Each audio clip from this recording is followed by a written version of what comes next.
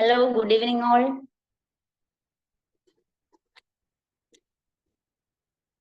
ഞാൻ പറയുന്നത് കേൾക്കാമോ? ക്ലിയർ ആണോ? ഗുഡ് ഈവനിങ് മാം, കേൾക്കാം. ഗുഡ് ഈവനിങ് മാഡം, കേൾക്കാം. ഓക്കെ. അപ്പൊ നമുക്ക് സ്റ്റാർട്ട് ചെയ്യാം. ഇന്ന് നമ്മുടെ IIT professional campus CA intermediate 2025ന്റെ സബ്ജക്ട് ഇൻട്രൊഡക്ഷൻ സീരീസിലെ ഡേ 2 ആണ് ഇന്ന്. അപ്പോ ഡേ 1 നമുക്ക് റംഷാദ് സാർ ആയിരുന്നു. CA റംഷാദ് സാർ അക്കൗണ്ടൻസി എന്നുള്ള സബ്ജക്റ്റിനെ പറ്റി നമുക്ക് കുറച്ച് കാര്യങ്ങളൊക്കെ പറഞ്ഞു തന്നിരുന്നു.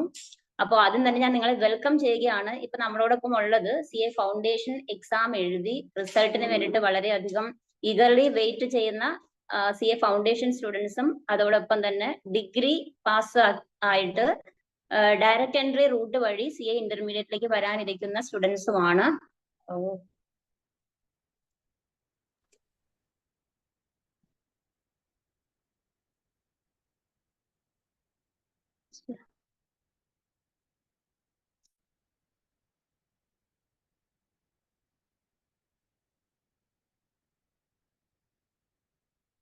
അടിപൊളി.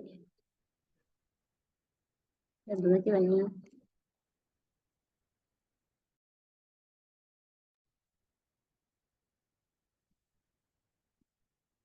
ഹലോ, ഞാൻ പറയുന്നത് കേൾക്കുന്നുണ്ടോ?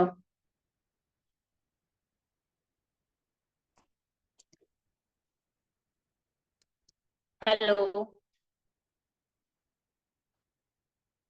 കേൾക്കാൻ പറ്റുന്നുണ്ട്. ഓക്കെ.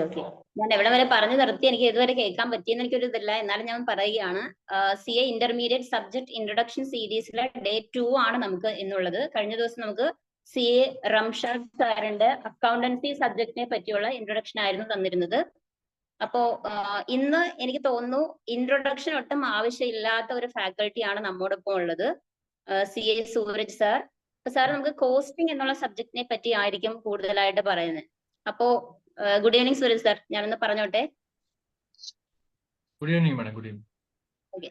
അപ്പോൾ നമ്മളോടൊപ്പം ഉള്ളത് CA ഫൗണ്ടേഷൻ എക്സാം എഴുതി റിസൾട്ട് വെയിറ്റ് ചെയ്യുന്ന കുട്ടികളും അതോടൊപ്പം തന്നെ ഡിഗ്രി 3rd ഇയർ കഴിഞ്ഞിട്ട് ഡയറക്റ്റ് എൻട്രി വഴി CA ഇന്റർമീഡിയറ്റിലേക്ക് ജോയിൻ ചെയ്യാനിരിക്കുന്ന കുട്ടികളുമാണ് നമ്മളോടൊപ്പം ഉള്ളത്.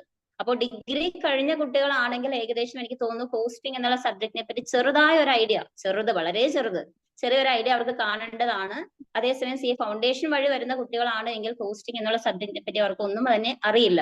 അപ്പൊ അതുകൊണ്ട് തന്നെയാണ് നമ്മൾ ഇത്തരം സബ്ജക്റ്റുകളെ പറ്റി നിങ്ങൾക്ക് ഒരു ഫസ്റ്റ് ഒരു അവയർനെസ് തരാൻ വേണ്ടിയിട്ട് IIT പ്രൊഫഷണൽ ക്യാമ്പസ് ഇങ്ങനെ ഒരു ക്ലാസ് ഒരുക്കിയിട്ടുള്ളത്. അപ്പോ ആ ഒരു സബ്ജക്ട് ഏറ്റവും നന്നായിട്ട് പറഞ്ഞു തരാൻ ഇതിനേക്കാൾ നല്ല ഒരാളില്ല എന്ന് തന്നെ എനിക്ക് പറയേണ്ടി വരും. കാരണം CA സൂരജ് സാറിനെ നമുക്ക് IIT സ്റ്റുഡൻസ് ആണ് എങ്കിൽ നിങ്ങൾക്ക് എല്ലാവർക്കും അറിയുന്ന ആളാണ്. പക്ഷെ നോൺ IIT സ്റ്റുഡൻസ് ആണ് എങ്കിൽ ഞാനൊന്ന് പറയാം, CA സൂരജ് സാർ എന്ന് പറയുമ്പോൾ ഒരു പ്രാക്ടീസിങ് ചാർട്ടേഡ് അക്കൗണ്ടന്റ് ആണ്. അതിനേക്കാൾ ഉപരി എനിക്ക് പക്ഷേ അദ്ദേഹത്തെ ഇൻട്രൊഡ്യൂസ് ചെയ്യാൻ താല്പര്യം, അദ്ദേഹം ഏറ്റവും നല്ല ഒരു ഫാക്കൽറ്റിയാണ്. IITയിലെ നമ്പർ 1 ഫാക്കൽറ്റീസിൽ ഏറ്റവും പ്രോമിനന്റ് ആയിട്ടുള്ള ഒരാളാണ്. അപ്പോൾ CA ഫൗണ്ടേഷൻ സമയത്ത് അക്കൗണ്ടൻസിക്ക് വളരെയധികം ഒരു ഭയങ്കര ഒരു ബേസ് കൊടുക്കുന്ന ഒരാളാണ്. അതേസമയം CA ഇന്റർമീഡിയറ്റിലേക്ക് വരുമ്പോൾ അദ്ദേഹം കോസ്റ്റിംഗ് എന്നുള്ള സബ്ജക്റ്റ് ആണ് നിങ്ങൾക്ക് വേണ്ടി എടുക്കുന്നത്. അപ്പൊ കഴിഞ്ഞ കുറച്ച് നാളുകളായിട്ട് കോസ്റ്റിങ്ങിന് എക്സംഷനോട് കൂടി ഒരുപാട് സ്റ്റുഡൻസ് പാസ്സായിട്ടുള്ള ഒരു ചരിത്രമാണ്. അപ്പൊ സൂര്യ സാറിന്റെ ക്ലാസ് അത്രയ്ക്കും ഒരു എന്താ പറയാ ഇഫക്റ്റീവ് ക്ലാസ് ആണ്. ഇത്തവണത്തെ, ഞാനത് ഒരു ഭംഗിവാക്ക് പറയുന്നതല്ല, ഇത്തവണത്തെ റിസൾട്ട് വന്നതിന് ശേഷം CA ഇന്റർമീഡിയറ്റിന്റെ റിസൾട്ട് വന്നതിന് ശേഷം എനിക്ക് ഒരുപാട് എൻക്വയറീസ് ഉണ്ടായിരുന്നു. അപ്പൊ അതിലൊന്ന് ഇതാണ്, അവർക്ക് കോസ്റ്റിംഗ് എത്ര ശ്രമിച്ചിട്ടും 2-3 പ്രാവശ്യം ചെയ്തിട്ടും കോസ്റ്റിംഗ് അങ്ങ് പാസ്സാവാൻ പറ്റുന്നില്ല. IITയിൽ ക്രാഷ് കോഴ്സ് ഉണ്ടോ എന്ന് ചോദിച്ചുകൊണ്ട് ഒരുപാട് എൻക്വയറീസ് വന്നിരുന്നു. അപ്പൊ ഞാൻ പറഞ്ഞു നമുക്കിവിടെ കോസ്റ്റിംഗ് ഒരു പ്രശ്നമേ അല്ല, കാരണം ഏറ്റവും കൂടുതൽ എക്സംഷനോട് കൂടി കോസ്റ്റിംഗ് പാസ് ആവുന്നത് IIT ഒരുപാട് സ്റ്റുഡൻസ് ഉണ്ടെന്ന് ഞാൻ പറഞ്ഞിരുന്നു അവരോട്. അപ്പൊ എന്തായാലും അപ്പൊ നിങ്ങൾക്ക് വേണ്ടിയിട്ട് ഞാൻ സാറിനെ വെൽക്കം ചെയ്യാണ്. അതോടൊപ്പം സൂര്യ സാറിനോട് എനിക്കൊരു റിക്വസ്റ്റ് ഉണ്ട്. അതായത് ഫൗണ്ടേഷൻ പാസ്സായ കുട്ടികളാണെങ്കിലും ഡയറക്റ്റ് എൻട്രി വരുന്ന കുട്ടികളാണെങ്കിലും CA ഇന്റർമീഡിയറ്റിനെ സമീപിക്കേണ്ടത് ഈ രീതിയിലല്ല എന്ന് പറയാറുണ്ട്. ഒരു ലെവലും കൂടെ നമ്മുടെ മുകളിലോട്ട് സീരിയസ് ആണ് എന്നൊക്കെ നമുക്കറിയാം. അപ്പൊ അതെനിക്ക് ഇവരോടൊന്ന് സാർ പറഞ്ഞു കൊടുത്താൽ നന്നായിരുന്നു. എങ്ങനെയാണ് CA ഇന്റർമീഡിയറ്റിനെ സമീപിക്കേണ്ടത്? പിന്നെ മാർക്കിംഗ് സിസ്റ്റത്തിലൊക്കെ അതുപോലെ എക്സാമിന്റെ പാറ്റേൺ അതൊക്കെ ഫൗണ്ടേഷനിൽ കുറച്ച് വ്യത്യാസമുണ്ട്. അതുപോലെ തന്നെ മാർക്കിങ്ങിലും എക്സംഷൻ അങ്ങനത്തെ കാര്യങ്ങൾ 2 ഗ്രൂപ്പും കൂടെ ഒന്നിച്ചെഴുതിയാൽ അവർക്ക് കിട്ടുന്ന ഗുണങ്ങള്, അതുപോലെ തന്നെ ഇപ്പൊ പെർമനന്റ് എക്സംഷൻ എന്ന് പറഞ്ഞിട്ടൊരു സംഭവം ഞാൻ ഈ ഇടയ്ക്ക് കേട്ടിരുന്നു. അപ്പൊ അങ്ങനെയുള്ള കുറെ കാര്യങ്ങൾ അവർക്കൊരു ഡൗട്ട്, ചിലപ്പോൾ ചിലർ അത് അറിഞ്ഞിട്ട് പോലും ഉണ്ടാവില്ല. അപ്പൊ നമ്മൾ ആദ്യമേ തുടങ്ങി ഇങ്ങനത്തെ കുറെ കാര്യങ്ങൾ അവർക്ക് പറഞ്ഞു കൊടുക്കുകയാണെങ്കിൽ അവർക്ക് ആ രീതിയിൽ CA ഇന്റർമീഡിയറ്റിനെ സമീപിക്കാൻ പറ്റും. അപ്പൊ ആ ഒരു ഇതും കൂടെ ഞാൻ സാറിനോട് റിക്വസ്റ്റ് ചെയ്യണം. അങ്ങനെ ഒരു ഓവറോൾ ഒരു അവയർനെസ് കൊടുത്തതിന് ശേഷം നമുക്ക് പോസ്റ്റിംഗ് സബ്ജക്റ്റിനെ പറ്റി അവർക്ക് പറയാം. അതായിരിക്കും നല്ലതെന്ന് എനിക്ക് തോന്നുന്നു. അപ്പോ നമുക്ക് തുടങ്ങാം sir. Okay sir, thank you.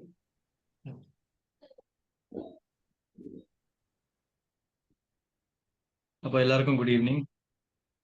ഇപ്പൊ നമ്മുടെ IIT പ്രൊഫഷണൽ ക്യാമ്പസ് സെറ്റ് ചെയ്തിരിക്കുന്ന ഈ പ്രോഗ്രാമിൽ 2ാമത്തെ ഡേ ആണ്, ആസ് യു ഓൾ നോ. ഇപ്പൊ ഇന്ന് നമ്മൾ കോസ്റ്റ് അക്കൗണ്ടിങ് എന്ന് പറയുന്ന സബ്ജക്റ്റിന്റെ ഒരു ഇൻട്രൊഡക്ഷൻ ആണ്. അതിന് മുമ്പ് നമുക്ക് CA ഇന്റർമീഡിയറ്റിന് നിങ്ങൾ CA ഫൗണ്ടേഷനിൽ നിന്ന് CA ഇന്റർമീഡിയറ്റിലോട്ട് വരുമ്പോൾ, അല്ലെങ്കിൽ ഡിഗ്രി കഴിഞ്ഞ ഡയറക്റ്റ് എൻട്രി വഴി CA ഇന്റർമീഡിയറ്റ് വരുമ്പോൾ നിങ്ങൾ നേരിടാൻ പോകുന്ന സബ്ജക്ട് അല്ലെങ്കിൽ നിങ്ങൾക്ക് പഠിക്കേണ്ട സബ്ജക്ട് ഏതൊക്കെയാണ് നമുക്ക് ആദ്യം പരിചയപ്പെടാം. അപ്പൊ ഫസ്റ്റ് നിങ്ങൾക്ക് പഠിക്കാനുള്ളത്, നിങ്ങൾക്ക് ഇതെല്ലാം കാണാൻ പറ്റുന്നുണ്ടെന്ന് വിശ്വസിക്കുന്നു എല്ലാവരും അല്ലേ? ബോർഡ് കാണാൻ പറ്റുന്നുണ്ടല്ലോ, വൈറ്റ് ബോർഡ് കാണാൻ പറ്റുന്നുണ്ടല്ലോ.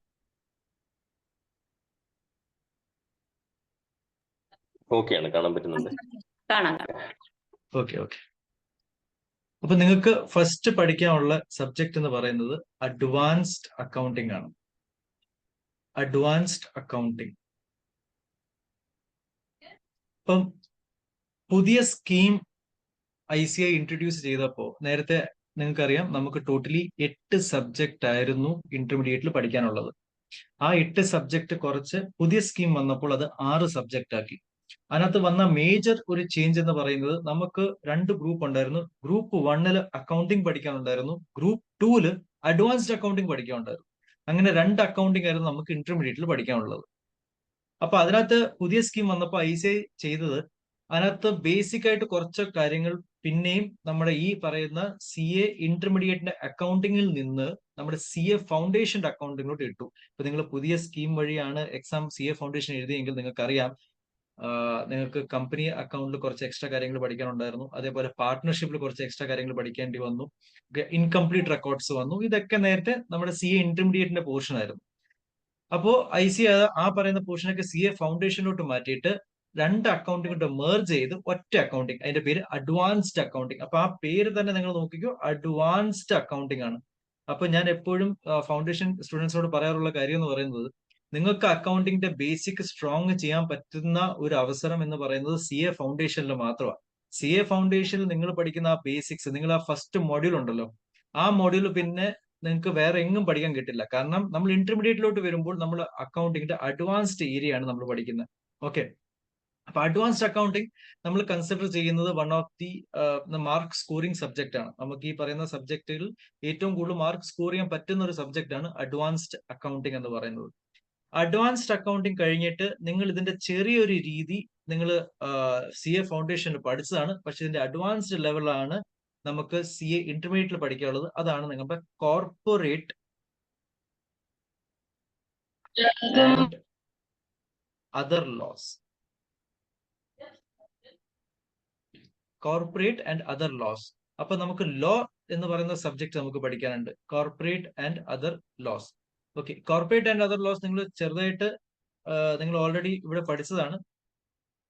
ലോ ചെറിയ രീതിയിൽ നിങ്ങൾ CA ഫൗണ്ടേഷനിൽ പഠിച്ചതാണ്, പക്ഷെ അതിന്റെ ഒരു അഡ്വാൻസ്ഡ് ലെവൽ നമുക്ക് CA ഇന്റർമീഡിയറ്റിൽ പഠിക്കേണ്ടി വരും.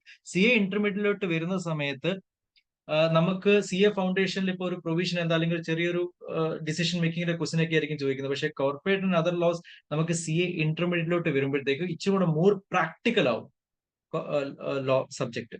ഓക്കെ, തേർഡ് നിങ്ങൾക്ക് പഠിക്കാനുള്ളത് ടാക്സേഷൻ ആണ്. ടാക്സേഷൻ, ഈ ടാക്സേഷനകത്ത് തന്നെ നിങ്ങൾക്ക് 2 ടാക്സേഷൻ പഠിക്കാനുണ്ട്. ഒന്ന് ഡയറക്റ്റ് ടാക്സും ഒന്ന് ഇൻഡയറക്റ്റ് ടാക്സ്. ഇതിനകത്തുനിന്ന് ഇൻഡയറക്റ്റ് ടാക്സ് നിങ്ങൾക്ക് ജനറലി കേട്ടാ അറിയായിരിക്കും, പേര് പറഞ്ഞാൽ അറിയായിരിക്കും, GST. ഇതാണ് ഇൻഡയറക്റ്റ് ടാക്സ്. GST ആണ് നമുക്ക് ഇൻഡയറക്റ്റ് ടാക്സിൽ പഠിക്കാനുള്ളത്. ഡയറക്റ്റ് ടാക്സിൽ കാരണം നമ്മൾ ഫൗണ്ടേഷൻ വഴി വന്ന കുട്ടികളൊന്നും ഈ പറയുന്ന സബ്ജക്ട് പഠിച്ചിട്ടില്ല, ടാക്സേഷൻ പഠിച്ചിട്ടില്ല. അപ്പൊ പുതിയ സബ്ജക്ട് ആണ് ടാക്സേഷൻ. ഓക്കെ, ഇനി as a chartered accountant, as a practising chartered accountant നമ്മൾ എന്തായാലും ടാക്സേഷൻ അറിഞ്ഞിരിക്കേണ്ടതാണ്. ഓക്കെ, ഇപ്പം ആസ് യു നോ, ഇപ്പം ഒരു ഫിനാൻഷ്യൽ ഇയർ എൻഡ് ചെയ്യുമ്പോൾ ആ ഫിനാൻഷ്യൽ ഇയറിൽ നമുക്ക് കിട്ടിയ ഇൻകം 2.5 ലാഖിന് മുകളിലാണെങ്കിൽ നമ്മൾ റിട്ടേൺ ഫയൽ ചെയ്യണം, ITR ഫയൽ ചെയ്യണം, ഇൻകം ടാക്സ് റിട്ടേൺ ഫയൽ ചെയ്യണം. അതിന്റെ ഇപ്പൊ ലാസ്റ്റ് ഡേറ്റ് ആണ് 31 ജൂലൈ ആണ് അതിന്റെ ലാസ്റ്റ് ഡേറ്റ്. ആ 31 ജൂലൈയിൽ നമ്മൾ ഈ റിട്ടേൺ ഒക്കെ നമ്മൾ പ്രാക്ടീസ് ചെയ്യുമ്പോൾ ഫയൽ ചെയ്യുന്നുണ്ടെങ്കിൽ നമുക്ക് ഈ പറയുന്ന ടാക്സേഷൻ അറിഞ്ഞിരിക്കണം. സ്പെഷ്യലി ഡയറക്റ്റ് ടാക്സേഷൻ നമ്മൾ അറിഞ്ഞിരിക്കണം. അതേപോലെ ഇൻഡയറക്റ്റ് ടാക്സ് ഒക്കെ നമ്മൾ ഡേ ടു ഡേ ലൈഫിൽ നമ്മൾ എപ്പോഴും കാണുന്നതാണ്. GST പല കടകളിൽ നമ്മൾ ഷോപ്പിങ്ങിനൊക്കെ പോകുമ്പോൾ നമ്മൾ പല സ്ഥലത്ത് GST കാണുന്നതാണ്. അപ്പൊ ഈ ടാക്സേഷൻ എന്ന് പറയുന്ന സബ്ജക്ട് ഇച്ചിരി വാസ്റ്റ് ആണ്, കുറെ പഠിക്കാനുണ്ട്. പക്ഷെ at the same time interesting ആണ്, കാരണം നമുക്ക് ഇത് ഡേ ടു ഡേ ലൈഫിൽ നമുക്ക് റിലേറ്റ് ചെയ്ത് പഠിക്കാം. ഓക്കെ, ടാക്സേഷൻ എന്ന് പറയുന്ന സബ്ജക്ട് വാസ്റ്റ് ആയതുകൊണ്ട് തന്നെ അത് കുറെ കാര്യങ്ങൾ പഠിക്കാനുണ്ട്. അപ്പൊ ഈ ഒരു സബ്ജക്ട് നമുക്ക് തീരെ ഇഷ്ടപ്പെടാത്ത ഒരു സബ്ജക്ട് എന്ന് നമുക്ക് കരുതാൻ പറ്റില്ല.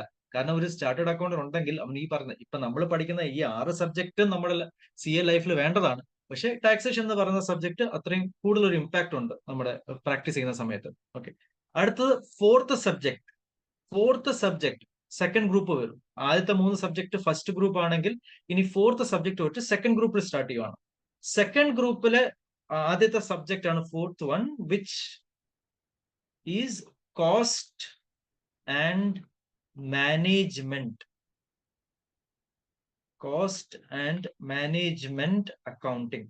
കോസ്റ്റ് ആൻഡ് മാനേജ്മെന്റ് അക്കൗണ്ടിങ് ഞാനായിരിക്കും ഹാൻഡിൽ ചെയ്യുന്നത്. അപ്പൊ അതിനെ പറ്റി ഡീറ്റെയിൽ ആയിട്ട് നമുക്ക് ഇത് ഇൻട്രൊഡക്ഷൻ കഴിഞ്ഞിട്ട് ഞാൻ പറഞ്ഞുതരാം. Cost and management accounting. Fifth എന്ന് പറയുന്നത് നമ്മൾ CA എന്ന് പറയുന്ന ഈ ഒരു കോഴ്സിലോട്ട് വന്ന സമയത്ത് നമ്മൾ കേട്ടിട്ടുള്ള ഏറ്റവും കൂടുതൽ നമ്മൾ CAയുടെ ജോലി മെയിൻ ആയിട്ടുള്ള ജോലി ഇതാണെന്നാണ് നമ്മൾ കേട്ടിട്ടുള്ളത്, which is auditing. Auditing subject ആണ് നമുക്ക് ഫിഫ്ത്ത് പഠിക്കാനുള്ളത്. ഇതിന്റെ കൂടെ തന്നെ ഒരു ചാർട്ടേഡ് അക്കൗണ്ടന്റ് എന്തൊക്കെ എത്തിക്സ് ആണ് അവന്റെ പ്രൊഫഷണൽ ലൈഫിൽ ഫോളോ ചെയ്യേണ്ടത് അത് നമുക്ക് പഠിക്കാനുണ്ട്. അപ്പൊ ഈ സബ്ജക്റ്റിൽ ഓഡിറ്റിംഗ് ആൻഡ് എത്തിക്സ് നമുക്ക് ഫിഫ്ത്ത് സബ്ജക്റ്റിൽ പഠിക്കാനുണ്ട്. സിക്സ്ത് സബ്ജക്റ്റ് ആയിട്ട് അല്ലെങ്കിൽ ലാസ്റ്റ് സബ്ജക്റ്റ് ആയിട്ട് നമുക്ക് പഠിക്കാനുള്ളത് FM, which is financial management. ഒരു ചാർട്ടേഡ് അക്കൗണ്ടന്റ് ആണെങ്കിൽ അയാൾ ഇത് അറിയേണ്ടതാണ്, എങ്ങനെയാണ് ഫിനാൻസ് മാനേജ് ചെയ്യേണ്ടത്, എങ്ങനെയാണ് ക്ലയന്റിന്റെ ഫിനാൻസ് മാനേജ് ചെയ്ത് കൊടുക്കേണ്ടത്. അതേപോലെ ഇതിനകത്ത് ഒരു സബ്ജക്ട് കൂടെ ഉണ്ട്, financial management and strategic management. Financial management and strategic management. അപ്പൊ ഈ പറയുന്ന 6 സബ്ജക്റ്റ് ആണ് നമുക്ക് പഠിക്കാനുള്ളത്. ഓക്കെ, അപ്പോ ഈ പറയുന്ന 6 സബ്ജക്റ്റും CA ഇന്റർമീഡിയറ്റിൽ പഠിക്കാൻ ഉള്ളതായതുകൊണ്ട് തന്നെ ഈ 6 സബ്ജക്റ്റിലും പ്രാക്ടിക്കലി നമ്മുടെ CA ലൈഫിൽ അല്ലെങ്കിൽ ഒരു ചാർട്ടേഡ് അക്കൗണ്ട് ലൈഫിൽ പ്രാക്ടിക്കലി ഭയങ്കര ഇമ്പോർട്ടൻസ് ഉള്ള സബ്ജക്ട്സ് ആണ്. ഇപ്പൊ പല സമയത്ത് നമ്മൾ ചെറിയ ക്ലാസ്സുകളൊക്കെ പഠിക്കുന്ന സമയത്ത് നമ്മൾ പറയുമായിരുന്നു, നമ്മൾ അന്ന് എന്തിനാ ഈ മാത്തമെറ്റിക്സ് പഠിച്ചേ, അന്ന് എന്തിനാ ഇന്റിഗ്രേഷൻ ഡിഫറൻസിയേഷൻ ഒക്കെ പഠിച്ചത്, അതൊക്കെ റിയൽ ലൈഫിൽ നമുക്ക് അപ്ലൈ ചെയ്യാൻ പറ്റുന്നില്ലല്ലോ. അങ്ങനെയൊക്കെ പല ആൾക്കാർ നമ്മൾ അതേപോലെ ഫിസിക്സ് കെമിസ്ട്രി പല ആൾക്കാരൊക്കെ അല്ലെങ്കിൽ ഓരോ സബ്ജക്ട് നമ്മൾ പഠിച്ചൊക്കെ നമുക്ക് റിയൽ ലൈഫിൽ അപ്ലൈ ചെയ്യാൻ പറ്റത്തില്ല എന്നുള്ളതായിരുന്നു അന്നൊക്കെ നമ്മൾ പറഞ്ഞുകൊണ്ടിരുന്ന കമന്റ്. പക്ഷെ CA ഇന്റർമീഡിയറ്റ് വരുന്ന സമയത്ത് ഇതിനകത്ത് കാണുന്ന ഓരോ സബ്ജക്റ്റിലുള്ള ഓരോ ചാപ്റ്ററും നമ്മുടെ റിയൽ ലൈഫിൽ നമ്മൾ CA പാസ്സായി കഴിഞ്ഞിട്ട് നമുക്ക് യൂസ് ചെയ്യേണ്ടതാണ്. എന്തിനാ ഏറെ പറയുന്നത്, നമ്മൾ CA പാസ്സാവുന്നതിന് മുമ്പ് ആർട്ടിക്കിൾഷിപ്പിന് തന്നെ നമ്മൾ ഈ പറഞ്ഞ പല സബ്ജക്റ്റിന് റെലവൻസ് വരുന്നുണ്ട്. ഓക്കെ, അപ്പൊ അത്രയും ഇമ്പോർട്ടന്റ് ആയിട്ടുള്ള സബ്ജക്റ്റുകളാണ്. എന്ന് വെച്ചാൽ നമുക്കൊരു CA കാരന് ആവശ്യമായിട്ടുള്ള സബ്ജക്ട് ഫുൾ പാക്ഡ് ആയിട്ട് നമുക്ക് CA ഇന്റർമീഡിയറ്റ് പഠിക്കാൻ തന്നേക്കുവാണ്. അപ്പൊ ഇടയ്ക്ക് സുബേദ മാഡം ഒരു കാര്യം പറയാറുണ്ടായി, നമ്മൾ CA ഫൗണ്ടേഷൻ പഠിച്ചു വന്ന കുട്ടികൾ CA ഇന്റർമീഡിയറ്റ് വരുമ്പോൾ ഒരു സ്റ്റെപ്പും കൂടെ മുകളിലാണ്, അത് പഠിക്കാൻ ഇച്ചിരി കൂടെ ടഫാണ് എന്നൊക്കെ നമ്മൾ ജനറലി കേൾക്കാറുണ്ട്. അതെന്താ അങ്ങനെ എന്ന് പറയാൻ കാരണം എന്ന് വെച്ചാൽ CA ഫൗണ്ടേഷൻ നമ്മൾ ഈ ബേസിക് അറിയാലോ, ബേസിക് കാര്യങ്ങളാണ് നമ്മൾ അതിനകത്ത് പഠിക്കുന്നത്. അപ്പൊ നമ്മൾ കുറേ കുട്ടികൾ അതിനകത്തുണ്ട്, +1 +2 സയൻസ് കഴിഞ്ഞ് വരുന്ന കുട്ടികൾ കാണും. കൊമേഴ്സ് കഴിഞ്ഞ് വരുന്ന കുട്ടികളാണ്, അല്ലെങ്കിൽ വേറെ ഏതെങ്കിലും വഴി ഡിഗ്രി കഴിഞ്ഞ് വരുന്ന കുട്ടികൾ കാണും. ഓക്കെ, അപ്പൊ പല ഏരിയയിൽ നിന്ന് വരുന്ന കുട്ടികളായിരിക്കും. അപ്പൊ അവരെല്ലാരും ഈ സി എന്ന് പറയുന്ന സബ്ജക്റ്റിന്റെ ഒരു ബേസിക് നോളജ് എടുത്തിട്ട് നമ്മൾ CA ഫൗണ്ടേഷൻ പാസ്സായി വരുവാണ്. CA ഫൗണ്ടേഷൻ പാസ്സായി CA ഇന്റർമീഡിയറ്റ് വരുന്ന സമയത്ത് തന്നെ CA ഇന്റർമീഡിയറ്റ് പാസ്സായ കുട്ടികൾ നമ്മൾ ഹാഫ് പ്രൊഫഷൻ എന്നാണ് പറയുന്നത്. ബിക്കോസ് നമുക്ക് ഇതിനകത്ത് പഠിക്കാനുള്ള സാധനങ്ങളെല്ലാം പ്രൊഫഷണലി ആണ് നമ്മൾ അപ്രോച്ച് ചെയ്യേണ്ടത്. എന്ന് വെച്ചാൽ 9 months ആണ് നിങ്ങളുടെ ഈ കോഴ്സിന് ഡ്യൂറേഷൻ എങ്കിൽ ഈ 9 monthsന്റെ ടോട്ടൽ നിങ്ങളുടെ ആ ഒരു ഡെഡിക്കേഷൻ ഈ കോഴ്സിന് ഉണ്ടായാലേ ഈ കോഴ്സ് നമുക്ക് കിട്ടുള്ളൂ. First of all okay, dedication ഉണ്ടായാൽ 100% കിട്ടുകയും ചെയ്യും. ഞാൻ ടഫ് എന്നല്ല പറയണേ, ഞാൻ പറഞ്ഞു വരുമ്പോൾ ഈ കോഴ്സ് ടഫ് ആണെന്നല്ല പറയണേ. നമുക്ക് ഈ കോഴ്സ് ചെയ്യാൻ ഒരു ഡെഡിക്കേഷൻ വേണം. വേറെ ഏത് കോഴ്സാണ് ഈ 9 months കൊണ്ട് അല്ലെങ്കിൽ ഒരു വളരെ ചുരുക്കി ചെറിയ സമയം കൊണ്ട് നമുക്കിത് പാസ്സാക്കാൻ പറ്റുന്നതൊക്കെ, അല്ലെങ്കിൽ പ്രൊഫഷണൽ കോഴ്സൊക്കെ വളരെ കുറവാണ്. ഇത് നിങ്ങൾ ഒരു 9 months ഒരു ഹാർഡ് വർക്ക് ഇട്ടാൽ നിങ്ങൾക്ക് ഫസ്റ്റ് ചാൻസിൽ തന്നെ ഈ ബോത്ത് ഗ്രൂപ്പ് പാസ്സായി പോകാൻ പറ്റും. ഓക്കെ, ഇനി എന്താണ് ഇതിനകത്ത് ഇച്ചിരി കൂടെ പ്രൊഫഷണൽ ലെവൽ വേണ്ട എന്ന് പറയുന്നത്, ഈ പറയുന്ന 6 സബ്ജക്റ്റിലും നമുക്ക് കുറെ കോൺസെപ്റ്റ്സ് പഠിക്കാനുണ്ട്, കുറെ കാര്യങ്ങൾ നമുക്ക് പഠിക്കാനുണ്ട്. അതൊക്കെ നമ്മൾ പഠിപ്പിച്ചു കഴിഞ്ഞിട്ട് നമുക്ക് CA ഫൗണ്ടേഷന്റെ ഏതൊരു സബ്ജക്ട് ആണെങ്കിൽ പോലും നമുക്കൊരു അറൌണ്ട് 50 to 60% നമുക്ക് ടെക്സ്റ്റിലെ ക്വസ്റ്റ്യൻസ് ഒക്കെ വരാറുണ്ട്. ഓക്കെ, അല്ലെങ്കിൽ പ്രീവിയസ് ഇയർ ക്വസ്റ്റ്യൻസ് അതേപോലെ വരാറുണ്ട്, ടെക്സ്റ്റിലെ ക്വസ്റ്റ്യൻസ് ഒക്കെ വരാറുണ്ട്. പക്ഷേ CA ഇന്റർമീഡിയറ്റിലോട്ട് വരുന്ന സമയത്ത് നമ്മൾ ഈ പഠിച്ച കോൺസെപ്റ്റ്, നമ്മുടെ കോൺസെപ്റ്റ് ക്ലിയർ ആണെങ്കിൽ ആ കോൺസെപ്റ്റ് വെച്ചിട്ട് ഒരു പ്രാക്ടിക്കൽ ക്വസ്റ്റ്യൻ ആയിരിക്കും നമുക്ക് തരിക. അപ്പൊ ആ പ്രാക്ടിക്കൽ നമ്മുടെ കോൺസെപ്റ്റ് വെച്ചിട്ട് ആ പ്രാക്ടിക്കൽ ക്വസ്റ്റ്യൻസ് നമ്മൾ സോൾവ് ചെയ്യണം. അപ്പൊ പല സമയത്തും അതിനകത്ത് വരുന്ന ചോദ്യം, ആസ് എ ചാർട്ടേഡ് അക്കൗണ്ടന്റ് നിങ്ങൾ ഇത് എങ്ങനെ അഡ്വൈസ് ചെയ്യും, അല്ലെങ്കിൽ നിങ്ങൾ ഒരു കമ്പനി പോയിട്ട് നിങ്ങൾ ഇത് എങ്ങനെ ഡീൽ ചെയ്യും എന്നുള്ള ചോദ്യങ്ങളായിരിക്കും വരിക. അപ്പൊ അതിനകത്ത് നമ്മളായിട്ടുള്ള രീതിയിൽ നമ്മളത് ഇന്റർപ്രറ്റ് ചെയ്ത് അതിന്റെ ആൻസർ കണ്ടുപിടിക്കണം, which is interesting also. Concept correct ആണെങ്കിൽ ഈ പറയുന്ന കാര്യങ്ങളൊക്കെ ഭയങ്കര ഇൻട്രസ്റ്റിംഗ് ആണ്, അത് ചെയ്യാനൊക്കെ ഭയങ്കര ഇൻട്രസ്റ്റിംഗ്. അത് ആ ഒരു ഇൻട്രസ്റ്റോടെ ഇതിനെ പഠിക്കുവാണെങ്കിൽ ഈ 6 സബ്ജക്റ്റും ഈക്വൽ ഇമ്പോർട്ടൻസ് കൊടുത്ത് അതേ ഇൻട്രസ്റ്റോടെ പഠിക്കുവാണെങ്കിൽ CA ഇന്റർമീഡിയറ്റ് എന്ന് പറയുന്ന course first chance both group പാസ്സാൻ ഭയങ്കര എളുപ്പമാണ്. അപ്പൊ ആ ഡെഡിക്കേഷൻ ഇൻട്രസ്റ്റ് മാത്രമല്ല, ഡെഡിക്കേഷന്റെ കൂടെ തന്നെ ആ ഇൻട്രസ്റ്റും വേണം, പഠിക്കേണ്ട ഒരു ഇൻട്രസ്റ്റും വേണം. അല്ലാതെ ഈ 6 സബ്ജക്ട് പഠിച്ചാലേ ഞാൻ പാസ്സാവുള്ളൂ, അതുകൊണ്ട് എങ്ങനെങ്കിലും ഇത് പഠിച്ചെടുക്കാം എന്ന് ഉള്ള കാര്യം മാറ്റി വെച്ചിട്ട് ഈ 6 സബ്ജക്ട് പഠിച്ചാലേ ഈ 6 സബ്ജക്ട് നാളെ നമുക്ക് പൈസ ഉണ്ടാക്കാൻ പറ്റുള്ളൂ. ഈ 6 സബ്ജക്റ്റ് ഒക്കെയാണ് പല കാര്യങ്ങളും നമുക്ക് ആസ് എ CA നമുക്ക് നോളജ് വേണ്ടത്.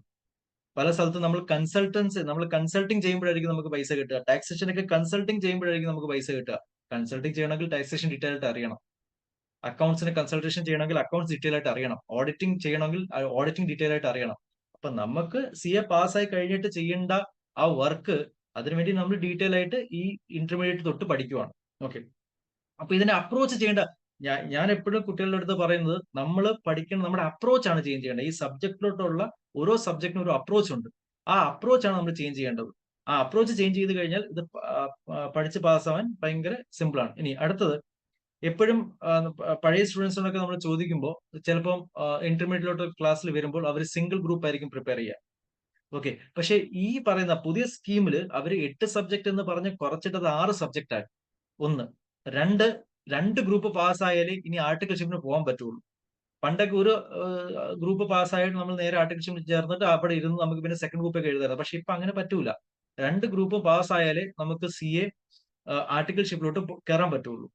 ഓക്കെ, അപ്പോ ഒബ്വിയസ്ലി നമ്മുടെ ഇമ്പോർട്ടൻസ്, നമ്മുടെ ഗോൾ എന്തായിരിക്കണം, ഇത് 6 സബ്ജക്റ്റും ഫസ്റ്റ് ചാൻസിൽ പാസ്സാകുക. ഓക്കെ, ഈ 9 മാസം എടുത്തിട്ട് ഒരു ഗ്രൂപ്പ് പാസ്സാവുന്നത് വലിയ കാര്യമല്ല, കാരണം ആകെ 3 സബ്ജക്റ്റുള്ള ഒരു ഗ്രൂപ്പിൽ. ഓക്കെ, അപ്പൊ നമ്മളെ സംബന്ധിച്ച് നമുക്ക് ഇപ്പോഴും ഇച്ചിരി കൂടെ അവര് പാസ്സാവാനുള്ള പോസിബിലിറ്റി കൂട്ടി തന്നേക്കുക. 6 സബ്ജക്ട് ഉണ്ട്. ഈ 6 സബ്ജക്ട് നമുക്ക് 2 ഗ്രൂപ്പായിട്ടല്ല, നമുക്ക് ഒറ്റ ഗ്രൂപ്പ് 6 സബ്ജക്ട് പഠിക്കേണ്ടെന്ന് വെച്ച് നമ്മൾ പഠിച്ചാൽ, ഫ്രം ദി ബിഗിനിങ് നിങ്ങൾ പഠിച്ചാൽ ഈ ബോത്ത് ഗ്രൂപ്പ് പാസ്സാവാൻ ഭയങ്കര എളുപ്പമാണ്. അത് നമ്മുടെ ഇപ്പം ഈ പ്രാവശ്യം വന്ന റിസൾട്ട് നോക്കുമ്പോൾ തന്നെ നമുക്കറിയാം. ഓക്കെ, ഇനി അങ്ങനെ തന്നെ മനസ്സിൽ വേറെ ആൾക്കാർ പറഞ്ഞ് അങ്ങനെ തന്നെ എയിം വെച്ചുകൊണ്ട് ഒരു ഗ്രൂപ്പ് മാത്രം പാസ്സായ ആൾക്കാർ ഇഷ്ടംപോലെ ഉണ്ട്. പക്ഷെ അവർക്ക് ഇപ്പം തോന്നുന്നുണ്ട് അതൊക്കെ തെറ്റിപ്പോയെന്ന്. കാരണം അന്ന് ബോത്ത് ഗ്രൂപ്പ് അങ്ങ് പഠിച്ചാൽ മതിയായിരുന്നു. കാരണം പല ആൾക്കാർക്കും ഈ പ്രാവശ്യം ഫസ്റ്റ് ഗ്രൂപ്പിൽ നിന്ന് കിട്ടിയ ക്യാരി ഫോർവേഡും കൊണ്ട് സെക്കൻഡ് ഗ്രൂപ്പിൽ പാസ്സായിട്ടുണ്ട്. പിന്നെ സെക്കൻഡ് ഗ്രൂപ്പിൽ പല ആൾക്കാർക്കും കോസ്റ്റിങ്ങിനൊക്കെ എക്സംഷൻ ഉണ്ട്. അപ്പൊ ആ എക്സംഷൻ കൊണ്ട് സെക്കൻഡ് ഗ്രൂപ്പ് പാസ്സായ ആൾക്കാർ എനിക്കറിയാം, മെസ്സേജ് അയച്ചിട്ടുണ്ട് അവര്. അപ്പൊ അങ്ങനെ നമ്മൾ പ്ലാൻ ചെയ്ത് പഠിച്ചാൽ നമുക്ക് ഈ ഫസ്റ്റ് ചാൻസിൽ തന്നെ ബോത്ത് ഗ്രൂപ്പ് നമുക്ക് പാസ്സാവാൻ പറ്റും. ഓക്കെ, ഇതാണ് ഇന്റർമീഡിയറ്റിൽ നമുക്ക് പഠിക്കാനുള്ള സബ്ജക്ട്. പിന്നെ ആസ് യു ഓൾ നോ, ഇത് എല്ലാത്തിനും 100 മാർക്സിന്റെ ആണ്. ഇൻഡിവിജ്വൽ സബ്ജക്ട് പാസ് ആവണമെങ്കിൽ 40 മാർക്സ് വേണം. ഒരു ഗ്രൂപ്പ് പാസ് ആവണമെങ്കിൽ ആ ഗ്രൂപ്പിലുള്ള ടോട്ടൽ മാർക്സിന് 50% കിട്ടണം. ഇപ്പൊ 150 ആണ് സോറി 300 ആണ് ഈ പറയുന്ന 3 സബ്ജക്റ്റിനെങ്കിൽ ഇത് പാസ് ആവാൻ ഇൻഡിവിജ്വൽസ് ഈ ഒരു ഗ്രൂപ്പിന് മൊത്തത്തിൽ അഗ്രിഗേറ്റ് 150 വേണം. ഓക്കെ, അപ്പൊ അതൊക്കെ നമുക്ക് നേരത്തെ അറിയുന്ന കാര്യങ്ങളാണ്. നമ്മൾ ഇതിലോട്ട് കയറുമ്പോൾ തന്നെ അറിയുന്ന കാര്യമാണ്. പിന്നെ നമുക്ക് എക്സംഷൻ അറിയാലോ, 60+ ആണ് നമുക്ക് ഒരു സബ്ജക്ട് കിട്ടിയെങ്കിൽ നമുക്ക് അതിൽ എക്സംഷൻ ആണ്. ഓക്കെ, അപ്പൊ നമ്മൾ മാക്സിമം എയിം ചെയ്യേണ്ടത് 60+ വാങ്ങിക്കുക എന്നുള്ളതാണ്. ഓരോ സബ്ജക്റ്റിനും 60+ വാങ്ങിക്കുക. ഓക്കെ, ഈ 60+ വാങ്ങിക്കുന്നത് നമ്മൾ ആരെ കാണിക്കാനോ അല്ലെങ്കിൽ CA intermediate first chance pass കഴിഞ്ഞാൽ 60 എല്ലാം ഇതൊക്കെ എക്സംഷൻ വാങ്ങിച്ചിട്ടാണ് ഞാൻ പാസ് ചെയ്യുന്ന ആരെയും കാണിക്കാൻ വേണ്ടിയല്ല. നമുക്ക് ആ സബ്ജക്റ്റിൽ ഇൻഡെപ്ത് നോളജ് ഉണ്ട്. ആ നോളജും കൊണ്ട് നമുക്ക് ഈ പറയുന്ന എക്സംഷൻ കിട്ടിയ രീതിയിലാണ് വേണം നമ്മൾ പഠിക്കാൻ. കാരണം നമുക്ക് 60+ കിട്ടിയിട്ടുണ്ടെങ്കിൽ നമുക്ക് അത്രയും നോളജ് ഉണ്ട്. അപ്പൊ അത്രയും നോളജ് ഗെയിൻ ചെയ്യുക. ഓരോ സബ്ജക്റ്റിനും കോൺസെപ്റ്റ് ആയിട്ട്. ഇപ്പൊ ഞാൻ എപ്പോഴും ക്ലാസ്സിൽ പറയുന്നതിനോട് കൂട്ട് തന്നെ നമുക്ക് ഇതിനകത്ത് ഒരു കാര്യം പോലും കാണാപ്പാഠം പഠിക്കാനില്ല. ഒരു സബ്ജക്റ്റിലും അക്കൗണ്ടിങ്ങിലായിക്കോട്ടെ, ലോ ആയിക്കോട്ടെ, ടാക്സ് ആയിക്കോട്ടെ, കാണാപ്പാഠം പഠിക്കാനില്ല. ഇവിടെ കാണാപ്പാഠം പഠിക്കാനാണെങ്കിൽ അറിയാലോ, CA എന്ന് പറയുന്ന കോഴ്സ് ചെയ്യേണ്ട ആവശ്യമില്ല. നമുക്ക് ഇതിനേക്കാളും ഈ സെയിം സബ്ജക്ട് പഠിപ്പിക്കുന്ന വേറെ കോഴ്സുകളുണ്ട്. ഓക്കെ, BCom ആയിക്കോട്ടെ, അങ്ങനെ ഡിഗ്രി കോളേജ് അവരൊക്കെ വേണമെങ്കിൽ നമുക്ക് ഇത് കാണാൻ പഠിക്കാം. പക്ഷെ ആസ് എ പ്രൊഫഷണൽ നമുക്കിത് ഒരിക്കലും ഒരു സബ്ജക്ട് പോലും കാണാപ്പാഠം പഠിക്കേണ്ടി വരരുത്. എല്ലാം മനസ്സിലാക്കി വേണം പഠിക്കാൻ. കാരണം ഇത് നമ്മുടെ ലൈഫാണ് ഇനി. കാരണം നിങ്ങൾ എല്ലാവരും CA ചൂസ് ചെയ്തത് ഫ്യൂച്ചറിൽ CA ആവാനാ. അപ്പൊ ഇതെല്ലാം ഇനി നമ്മുടെ ലൈഫാണ്. അപ്പൊ ഈ പറയുന്ന സബ്ജക്റ്റ് ഒക്കെ നമ്മൾ ഡീറ്റെയിൽ ആയിട്ട് അറിഞ്ഞാലേ നമുക്ക് ഈ ഒരു പ്രൊഫഷൻ നിലനിൽപ്പുള്ളൂ. Okay, now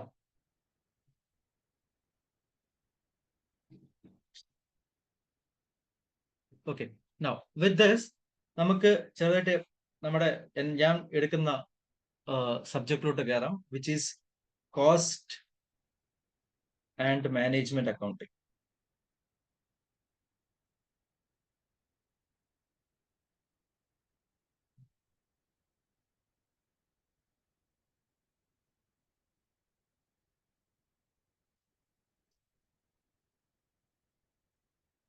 okay, cost and management അക്കൗണ്ടിങ്ങിനെ പറ്റി സംസാരിക്കുന്ന മുമ്പ് ആദ്യം അക്കൗണ്ടിങ്ങിനെ പറ്റി സംസാരിക്കണം.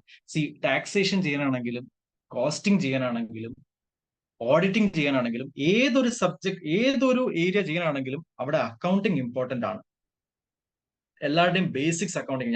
എനിക്ക് ഓഡിറ്റിംഗ് ചെയ്യണമെങ്കിൽ അക്കൗണ്ട്സ് എന്തെന്ന് അറിഞ്ഞാലല്ലേ എനിക്ക് ആ അക്കൗണ്ട്സ് ഓഡിറ്റ് ചെയ്യാൻ പറ്റുള്ളൂ, അല്ലേ? ഇപ്പൊ കോസ്റ്റിംഗിനാണെങ്കിൽ പോലും പല ഇൻഫോർമേഷൻ എടുക്കുന്നത് അക്കൗണ്ടിങ്ങിൽ നിന്നാണ്. ടാക്സേഷൻ ചെയ്യാനാണെങ്കിലും പല ബിസിനസിന്റെ ടാക്സ് കാൽക്കുലേറ്റ് ചെയ്യുന്നത് അല്ലെങ്കിൽ പല ബിസിനസിന്റെ ആ ഇൻഫോർമേഷൻ കിട്ടുന്നത് മൊത്തം ടാക്സേഷൻ നിന്നാണ്, അക്കൗണ്ടിങ് നിന്നാണ്. അപ്പൊ അക്കൗണ്ടിങ് എന്തായാലും എല്ലാത്തിന്റെ ബേസ് ആണ്. നമുക്ക് ഫസ്റ്റ് പഠിക്കാനുള്ള സബ്ജക്റ്റും അതാണ്. Now what is A major difference between cost accounting and accounting എന്ന് ചോദിച്ചാൽ വളരെ സിമ്പിൾ ലാംഗ്വേജിൽ പറയാനാണെങ്കിൽ, ഇപ്പം നമുക്കൊരു ഡോക്ടറിന്റെ എക്സാമ്പിൾ എടുക്കാം. നമ്മളെ ജനറൽ ഫിസിഷ്യൻ എന്ന് വെച്ചാൽ നമുക്ക് പനി വരുമ്പോൾ കാണിക്കാൻ പോകുന്ന ജനറൽ ഫിസിഷ്യൻ നമ്മൾ നോക്കിയാൽ ഏതൊരു ടൗണിലും ഏതൊരു സിറ്റിയിലും അവർക്ക് പല ആൾക്കാർ, കൂടുതൽ ആൾക്കാരുടെ ക്ലിനിക്കുകൾ കാണാം. ഹോസ്പിറ്റലിൽ പോയാൽ കൂടുതൽ ഡോക്ടേഴ്സ് നമുക്ക് അവിടെ കിട്ടും, അല്ലേ? നമുക്ക് പോവാ, നമ്മൾ അസുഖം കാണിക്കുക, നമുക്ക് മരുന്ന് തരും. ഓക്കെ, അപ്പൊ നമുക്ക് ഒരു ടൗണിൽ നമ്മളിപ്പോ കൊട്ടാരക്കര ടൗൺ എടുക്കുവാണെങ്കിൽ, കൊല്ലം ജില്ല എടുക്കുവാണെങ്കിൽ നമുക്ക് ഇഷ്ടംപോലെ ഫിസിഷ്യൻസിനെ കാണാം, ഇഷ്ടംപോലെ ആൾക്കാരുണ്ട്. ഓക്കെ, പക്ഷേ ഒരു ന്യൂറോ സർജൻ എന്ന് പറയുന്ന ഒരു ഡോക്ടർ ഈ പറയുന്ന ഒരു ടൗണിൽ ഒരു 10 ന്യൂറോ സർജൻ ചെറിയ ചെറിയ ക്ലിനിക് കിട്ടുമെന്ന് നമ്മൾ കാണൂല, അല്ലേ? Because they are expert. അവർക്ക് ഒരു ഏരിയയിൽ അവർ എക്സ്പേർട്ട് ആണ്. അതേപോലെയാണ് കോസ്റ്റ് അക്കൗണ്ടിങ്. ഇത് എക്സ്പേർട്ട് ആയിട്ടുള്ള ആൾക്കാർ ചെയ്യേണ്ടതാണ്. അല്ലെങ്കിൽ ഒരു ബിസിനസ്സിൽ എക്സ്പേർട്ട്, ഒരു പരിധിക്ക് കഴിഞ്ഞിട്ടുള്ള അല്ലെങ്കിൽ ഒരു വലിയ ബിസിനസ്സുകൾ ചെയ്യേണ്ടതാണ് കോസ്റ്റ് അക്കൗണ്ടിങ്. ഇവന്തോ ചെറിയ ബിസിനസ്സുകൾ ഇത് ആപ്ലിക്കബിൾ ആണ്, അവർക്ക് ചെയ്യാം. പക്ഷെ ജനറലി ഇത് സീരിയസ് ആയിട്ട് എടുക്കുന്ന അല്ലെങ്കിൽ ഇതൊരു ആവശ്യമാണ് എന്ന് നോക്കി ചെയ്യുന്നത് വലിയ ബിസിനസ്സുകളാണ്. അപ്പൊ ഇതൊരു എക്സ്പേർട്ടിന്റെ ജോലിയാണ് ഈ പറയുന്ന കോസ്റ്റ് അക്കൗണ്ടിങ് എന്ന് പറയുന്നത്. ഓക്കെ, അക്കൗണ്ടിങ്ങിൽ ജനറലി നമുക്ക് വലിയ സ്കില്ല് വേണ്ട. നമുക്ക് അക്കൗണ്ടിങ്ങിന്റെ ബേസിക്സ് അറിയാമെങ്കിൽ, ഒരു സാധാ ആൾക്ക്, ഒരു അക്കൗണ്ടന്റിന് ഒരു അക്കൗണ്ടിങ്ങിന്റെ ബേസിക്സ് അറിയാമെങ്കിൽ, എങ്ങനെ അക്കൗണ്ടിങ് ചെയ്യേണ്ടതെന്ന് അറിയാമെങ്കിൽ, ഒരു ഹിസ്റ്റോറിക്കൽ കോസ്റ്റ്, നടന്ന കോസ്റ്റ് നമ്മൾ റെക്കോർഡ് ചെയ്യുക, അതിൽ നിന്ന് നമ്മൾ ഫിനാൻഷ്യൽ സ്റ്റേറ്റ്മെന്റ് ഉണ്ടാക്കുക. ഇവന്തോ അതിന്റെ ഇൻഫോർമേഷൻ ആണ് നമ്മൾ എല്ലായിടത്തും യൂസ് ചെയ്യുന്നെങ്കിൽ പോലും അതിനകത്ത് വലിയ സ്കിൽ സെറ്റ് വേണ്ട. ഓക്കെ, നമുക്ക് ആ പറയുന്ന ഒരു ജേർണൽ എൻട്രി എഴുതി, ലെഡ്ജർ വരച്ച്, ട്രയൽ ഇത് തന്നെ ഒക്കെ ഫോർമാറ്റുകളുണ്ട്. ആ ഫോർമാറ്റ് വഴി എല്ലാം കറക്റ്റ് ആയിട്ട് അക്കൗണ്ടിങ് പറയുന്നത് പോലെ നമുക്ക് ചെയ്ത് അതേപോലെ ബാലൻസ് ഷീറ്റ് ഉണ്ടാക്കി വെക്കുക.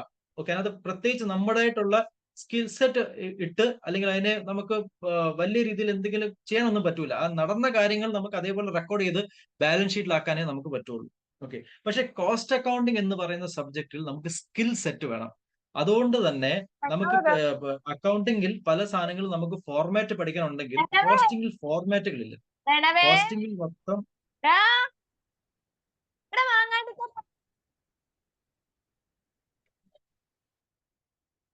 ഓക്കെ. അപ്പൊ എല്ലാവരും ഈ മൈക്ക് ഒന്ന് നോക്കിക്കോണേ. നാട്ടുകാരെ വീട്ടുകാരൊക്കെ വിളിക്കുമ്പോൾ മൈക്കൊക്കെ ഒന്ന് ഓഫ് ചെയ്തിട്ട് വിളിക്കണേ. ഓക്കെ. നമ്മുടെ അപ്പൊ ഇന്നത്തെ നമുക്ക് പ്രത്യേകിച്ച് എന്താ പറയണേ, അക്കൗണ്ടിങ്ങിന്റെ കേസ് നമുക്ക് ഞാൻ പറഞ്ഞ പോലെ സ്കിൽ സെറ്റ് വേണ്ട. പക്ഷെ കോസ്റ്റ് അക്കൗണ്ടിനകത്ത് കുറച്ച് സ്കിൽ സെറ്റ് നമുക്ക് നമ്മുടേതായിട്ടുള്ള സ്കിൽ ഇൻപുട്ട് ചെയ്യാൻ പറ്റും. ഫോർ എക്സാമ്പിൾ, സപ്പോസ് ഞാൻ ഒരു പ്രൊഡക്റ്റ് പ്രൊഡ്യൂസ് ചെയ്യുന്നു. ഈ പ്രൊഡക്റ്റ് ഞാൻ പ്രൊഡ്യൂസ് ചെയ്യുന്നത് 10 റുപ്പീസിനാണ്. ഓക്കെ. ഈ പ്രൊഡക്റ്റ് ഞാൻ വിൽക്കുന്നത് സപ്പോസ് 15 റുപ്പീസിനാണ്. സെല്ലിംഗ് പ്രൈസ് 15 റുപ്പീസ് ആണ്. സോ ഒബ്വിയസ്ലി നിങ്ങൾക്ക് മനസ്സിലാവും ഇതിൽ നിന്ന് എനിക്ക് കിട്ടുന്ന പ്രോഫിറ്റ് 5 രൂപ അല്ലേ? നൗ എനിക്ക് ഈ പറയുന്ന പ്രൊഡക്റ്റിന്റെ പ്രോഫിറ്റ് എന്നെ കമ്പനി അപ്പോയിന്റ് ചെയ്തു. ആസ് എ ചാർട്ടേഡ് അക്കൗണ്ട് എന്നെ അപ്പോയിന്റ് ചെയ്തു. എന്നെ അപ്പോയിന്റ് ചെയ്തിട്ട് പറഞ്ഞു, എന്റെ കമ്പനിയുടെ ഒരു യൂണിറ്റ് വിൽക്കുമ്പോൾ കിട്ടുന്ന പ്രോഫിറ്റ് 5 രൂപ, എനിക്ക് ഈ പ്രോഫിറ്റ് കൂട്ടിത്തരണം. ഇതാണ് നിന്റെ ജോലി. ഈ 5 റുപ്പീസ് എന്ന് പറയുന്ന പ്രോഫിറ്റ് ഒരു പ്രൊഡക്റ്റ് വിൽക്കുമ്പോൾ കിട്ടുന്ന 5 റുപ്പീസ് എന്ന് പറയുന്ന പ്രോഫിറ്റ് കമ്പനിക്ക് നീ ഇൻക്രീസ് ചെയ്ത് തരണം, കൂട്ടിത്തരണം. ഭയങ്കര സിമ്പിൾ ആണ് പ്രോഫിറ്റ് കൂട്ടാൻ. ഭയങ്കര സിമ്പിൾ അല്ലേടേ? ഈ സെല്ലിംഗ് പ്രൈസ് 15 എന്ന് പറയുന്നത് ഞാൻ ഒരു 17 ആക്കിയാൽ എന്റെ പ്രോഫിറ്റ് 5 മാറി 7 ആവും. അല്ലേ? അല്ലേ? അല്ല, ഈ പറയുന്ന പ്രോഫിറ്റ് ഞാൻ 15 മാറ്റിയിട്ട് ഞാൻ സെല്ലിംഗ് പ്രൈസ്, പുതിയ സെല്ലിംഗ് പ്രൈസ് 20 ആക്കി. ഓക്കെ, അയാൾ എന്നോട് പ്രോഫിറ്റ് കൂട്ടി വേണമെന്നല്ലേ ചോദിച്ചേ. ഞാൻ സെല്ലിംഗ് പ്രൈസ് 20 ആക്കി. എന്നിട്ട് എന്റെ പ്രോഫിറ്റ് ഞാൻ 10 റുപ്പീസ് ആക്കി. എന്നിട്ട് ഞാൻ നേരെ എന്റെ ഓണറിന്റെ അടുത്ത് പോയിട്ട്, ബിസിനസിന്റെ ഓണറിന്റെ അടുത്ത് പോയിട്ട് പറഞ്ഞു, സാർ എന്റെ ടാസ്ക് കഴിഞ്ഞു, സാർ എന്നോട് പറഞ്ഞു പ്രോഫിറ്റ് കൂട്ടി തരണം. ഞാൻ പ്രോഫിറ്റ് കൂട്ടിയിട്ടുണ്ട്. അയാൾ ചോദിച്ചു, എങ്ങനെ പ്രോഫിറ്റ് കൂട്ടി? ഞാൻ പറഞ്ഞു, സാർ നിങ്ങൾ നേരത്തെ ഇത് വിറ്റുകൊണ്ടിരുന്നത് 15 രൂപയ്ക്കാണ്, ഞാൻ എന്റെ സെല്ലിംഗ് പ്രൈസ് അങ്ങ് 20 ആക്കി. ഓക്കെ, അപ്പൊ പ്രൊഡക്റ്റ് നമ്മൾ പ്രൊഡ്യൂസ് ചെയ്യുന്ന 10 രൂപയ്ക്കാ, വിൽക്കാൻ പോകുന്ന 20 റുപ്പീസിനാ. അപ്പൊ നമുക്ക് പ്രോഫിറ്റ് 10 രൂപയായി സർ. പ്രോഫിറ്റ് കൂട്ടി. ഇങ്ങനെ പറഞ്ഞാൽ ആ നിമിഷം അയാൾ നമ്മളെ ആ ബിസിനസ് പുറത്താക്കും. എന്തുകൊണ്ടാ? സെല്ലിംഗ് പ്രൈസ് 15 കൂട്ടി 20 ആക്കാൻ പ്രത്യേകിച്ച് വേറെ ആളുടെ ആവശ്യമൊന്നുമില്ല, പ്രത്യേകിച്ച് നോളജും വേണ്ട. ആർക്കായാലും അത് മനസ്സിലാവും. പ്രോഫിറ്റ് കൂട്ടാൻ സെല്ലിംഗ് പ്രൈസ് കൂട്ടിയാൽ നമുക്ക് പ്രോഫിറ്റ് കൂടുമെന്ന്. പക്ഷേ ഇത് ചെയ്യാൻ ഒരു പ്രൊഫഷണൽ ആവശ്യമൊന്നും ഇല്ലല്ലോ. അത് ആരോട് ചോദിച്ചാലും അവൻ വേണമെങ്കിൽ ഇത് പറഞ്ഞു. സാധാരണ ബേസിക് കോമൺ സെൻസ് ഉള്ള ഒരു ആരോട് ചോദിച്ചാൽ അയാളും പറയുമല്ലോ 20 റുപ്പീസ് ആയി സാർ, സെല്ലിംഗ് പ്രൈസ് കൂട്ടിക്കോ, പ്രോഫിറ്റ് കൂടും. പക്ഷേ സെല്ലിംഗ് പ്രൈസ് കൂട്ടുമ്പോൾ നമ്മൾ എന്തുകൊണ്ടാ സെല്ലിംഗ് പ്രൈസ് നമുക്ക് ഒരിക്കലും കൂട്ടാനുള്ള ഒരു ഓപ്ഷൻ ഇല്ല. കോസ്റ്റിംഗ് പറയുന്നത് നമുക്ക് സെല്ലിംഗ് പ്രൈസ് കൂട്ടാൻ ഒരു ഓപ്ഷൻ ഇല്ല. Because selling price is decided by the market decide ചെയ്യുന്നത്. ഇപ്പൊ ഞാൻ സെല് ചെയ്യുന്ന പ്രൊഡക്റ്റിന്റെ കോമ്പറ്റീറ്റേഴ്സ് എല്ലാവരും 15 റുപ്പീസിനാ, സെയിം ക്വാളിറ്റിയുടെ സാധനം 15 റുപ്പീസിനാണ് വിൽക്കുന്നത്. എന്റെയും സെയിം ക്വാളിറ്റിയുടെ സാധനം 20 റുപ്പീസ് ഞാൻ സെല്ലിംഗ് പ്രൈസ് കൂട്ടിയാൽ ഒബ്വിയസ്ലി എന്റെ മാർക്കറ്റിൽ ഡിമാൻഡ് കുറയും, ആരും എന്റെ പ്രൊഡക്റ്റ് വാങ്ങിക്കൂല, ബിസിനസ് പിന്നെ നിർത്തേണ്ടി വരും. അപ്പൊ എന്നെ അവിടെ അപ്പോയിന്റ് ചെയ്തിരിക്കുന്ന പ്രോഫിറ്റ് കൂട്ടാൻ സെല്ലിംഗ് പ്രൈസ് ചേഞ്ച് ചെയ്തിട്ടല്ല. പിന്നെ അടുത്ത എന്താ വഴി ഇനി പ്രോഫിറ്റ് കൂട്ടാൻ? അടുത്ത ഒറ്റ വഴിയേ ഉള്ളൂ. ഇനി പ്രോഫിറ്റ് കൂട്ടണമെങ്കിൽ I have to reduce my cost. എന്റെ കോസ്റ്റ് എന്ത് ചെയ്യണം? റിഡ്യൂസ് ചെയ്യണം. കോസ്റ്റ് പ്രൊഡക്ഷന്റെ കോസ്റ്റ് 10 രൂപയിൽ നിന്ന് 9 രൂപ ആക്കിയാൽ എന്റെ പ്രോഫിറ്റ് 6 രൂപയായി. 9 നിന്ന് 8 ആക്കിയാൽ 7 ആയി. 8 നിന്ന് 7 ആക്കിയാൽ അങ്ങനെ അങ്ങനെ അങ്ങനെ എന്റെ കോസ്റ്റ് കുറച്ച് വന്നാൽ എനിക്ക് എന്റെ പ്രോഫിറ്റ് കൂട്ടി വരാം. അതാണ് നമുക്ക് കോസ്റ്റിംഗ് അത് പഠിക്കാനുള്ളത് ബേസിക്കലി. ഓക്കെ, നൗ അതിനകത്തൊരു പ്രശ്നമുണ്ട്. പ്രൊഡക്റ്റിന്റെ കോസ്റ്റ് 2 രീതി കുറയ്ക്കാം. ഒന്ന്, ക്വാളിറ്റിയിൽ അങ്ങ് കോംപ്രമൈസ് ചെയ്താൽ പോരെ. ഞാൻ ഇതുവരെ കൊടുത്തോണ്ടിരുന്ന ക്വാളിറ്റി അങ്ങ് കുറച്ചാൽ, സാധാ റോ മെറ്റീരിയൽ, വില കുറഞ്ഞ റോ മെറ്റീരിയൽ യൂസ് ചെയ്താലോ, വില കുറഞ്ഞ ലേബർ യൂസ് ചെയ്താലോ, അല്ലെങ്കിൽ അതിനകത്ത് യൂസ് ചെയ്യാൻ പോകുന്ന മെറ്റീരിയൽ എല്ലാം വില കുറഞ്ഞ മെറ്റീരിയൽ ആണെങ്കിൽ എനിക്ക് എന്ത് ചെയ്യാൻ പറ്റും? കോസ്റ്റ് കുറയ്ക്കാൻ പറ്റും. പക്ഷെ കോസ്റ്റിംഗ് പറയുന്നത്, നമ്മുടെ ജോലി എന്ന് പറയുന്നത് producing goods or provision of services at lowest cost.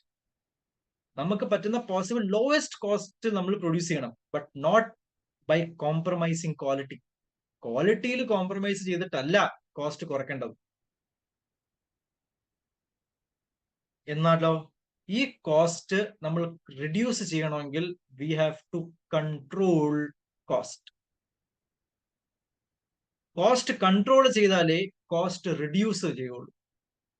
ഇങ്ങനെ ടെക്നിക്കലി പറയുമ്പോൾ ചിലപ്പോൾ തലയിലോട്ട് കയറൂല. ബെസ്റ്റ് എക്സാമ്പിൾ പറയാം. നമുക്ക് വീട്ടിൽ ഒരു മാസം ഇലക്ട്രിസിറ്റി ബില്ല് വന്നു.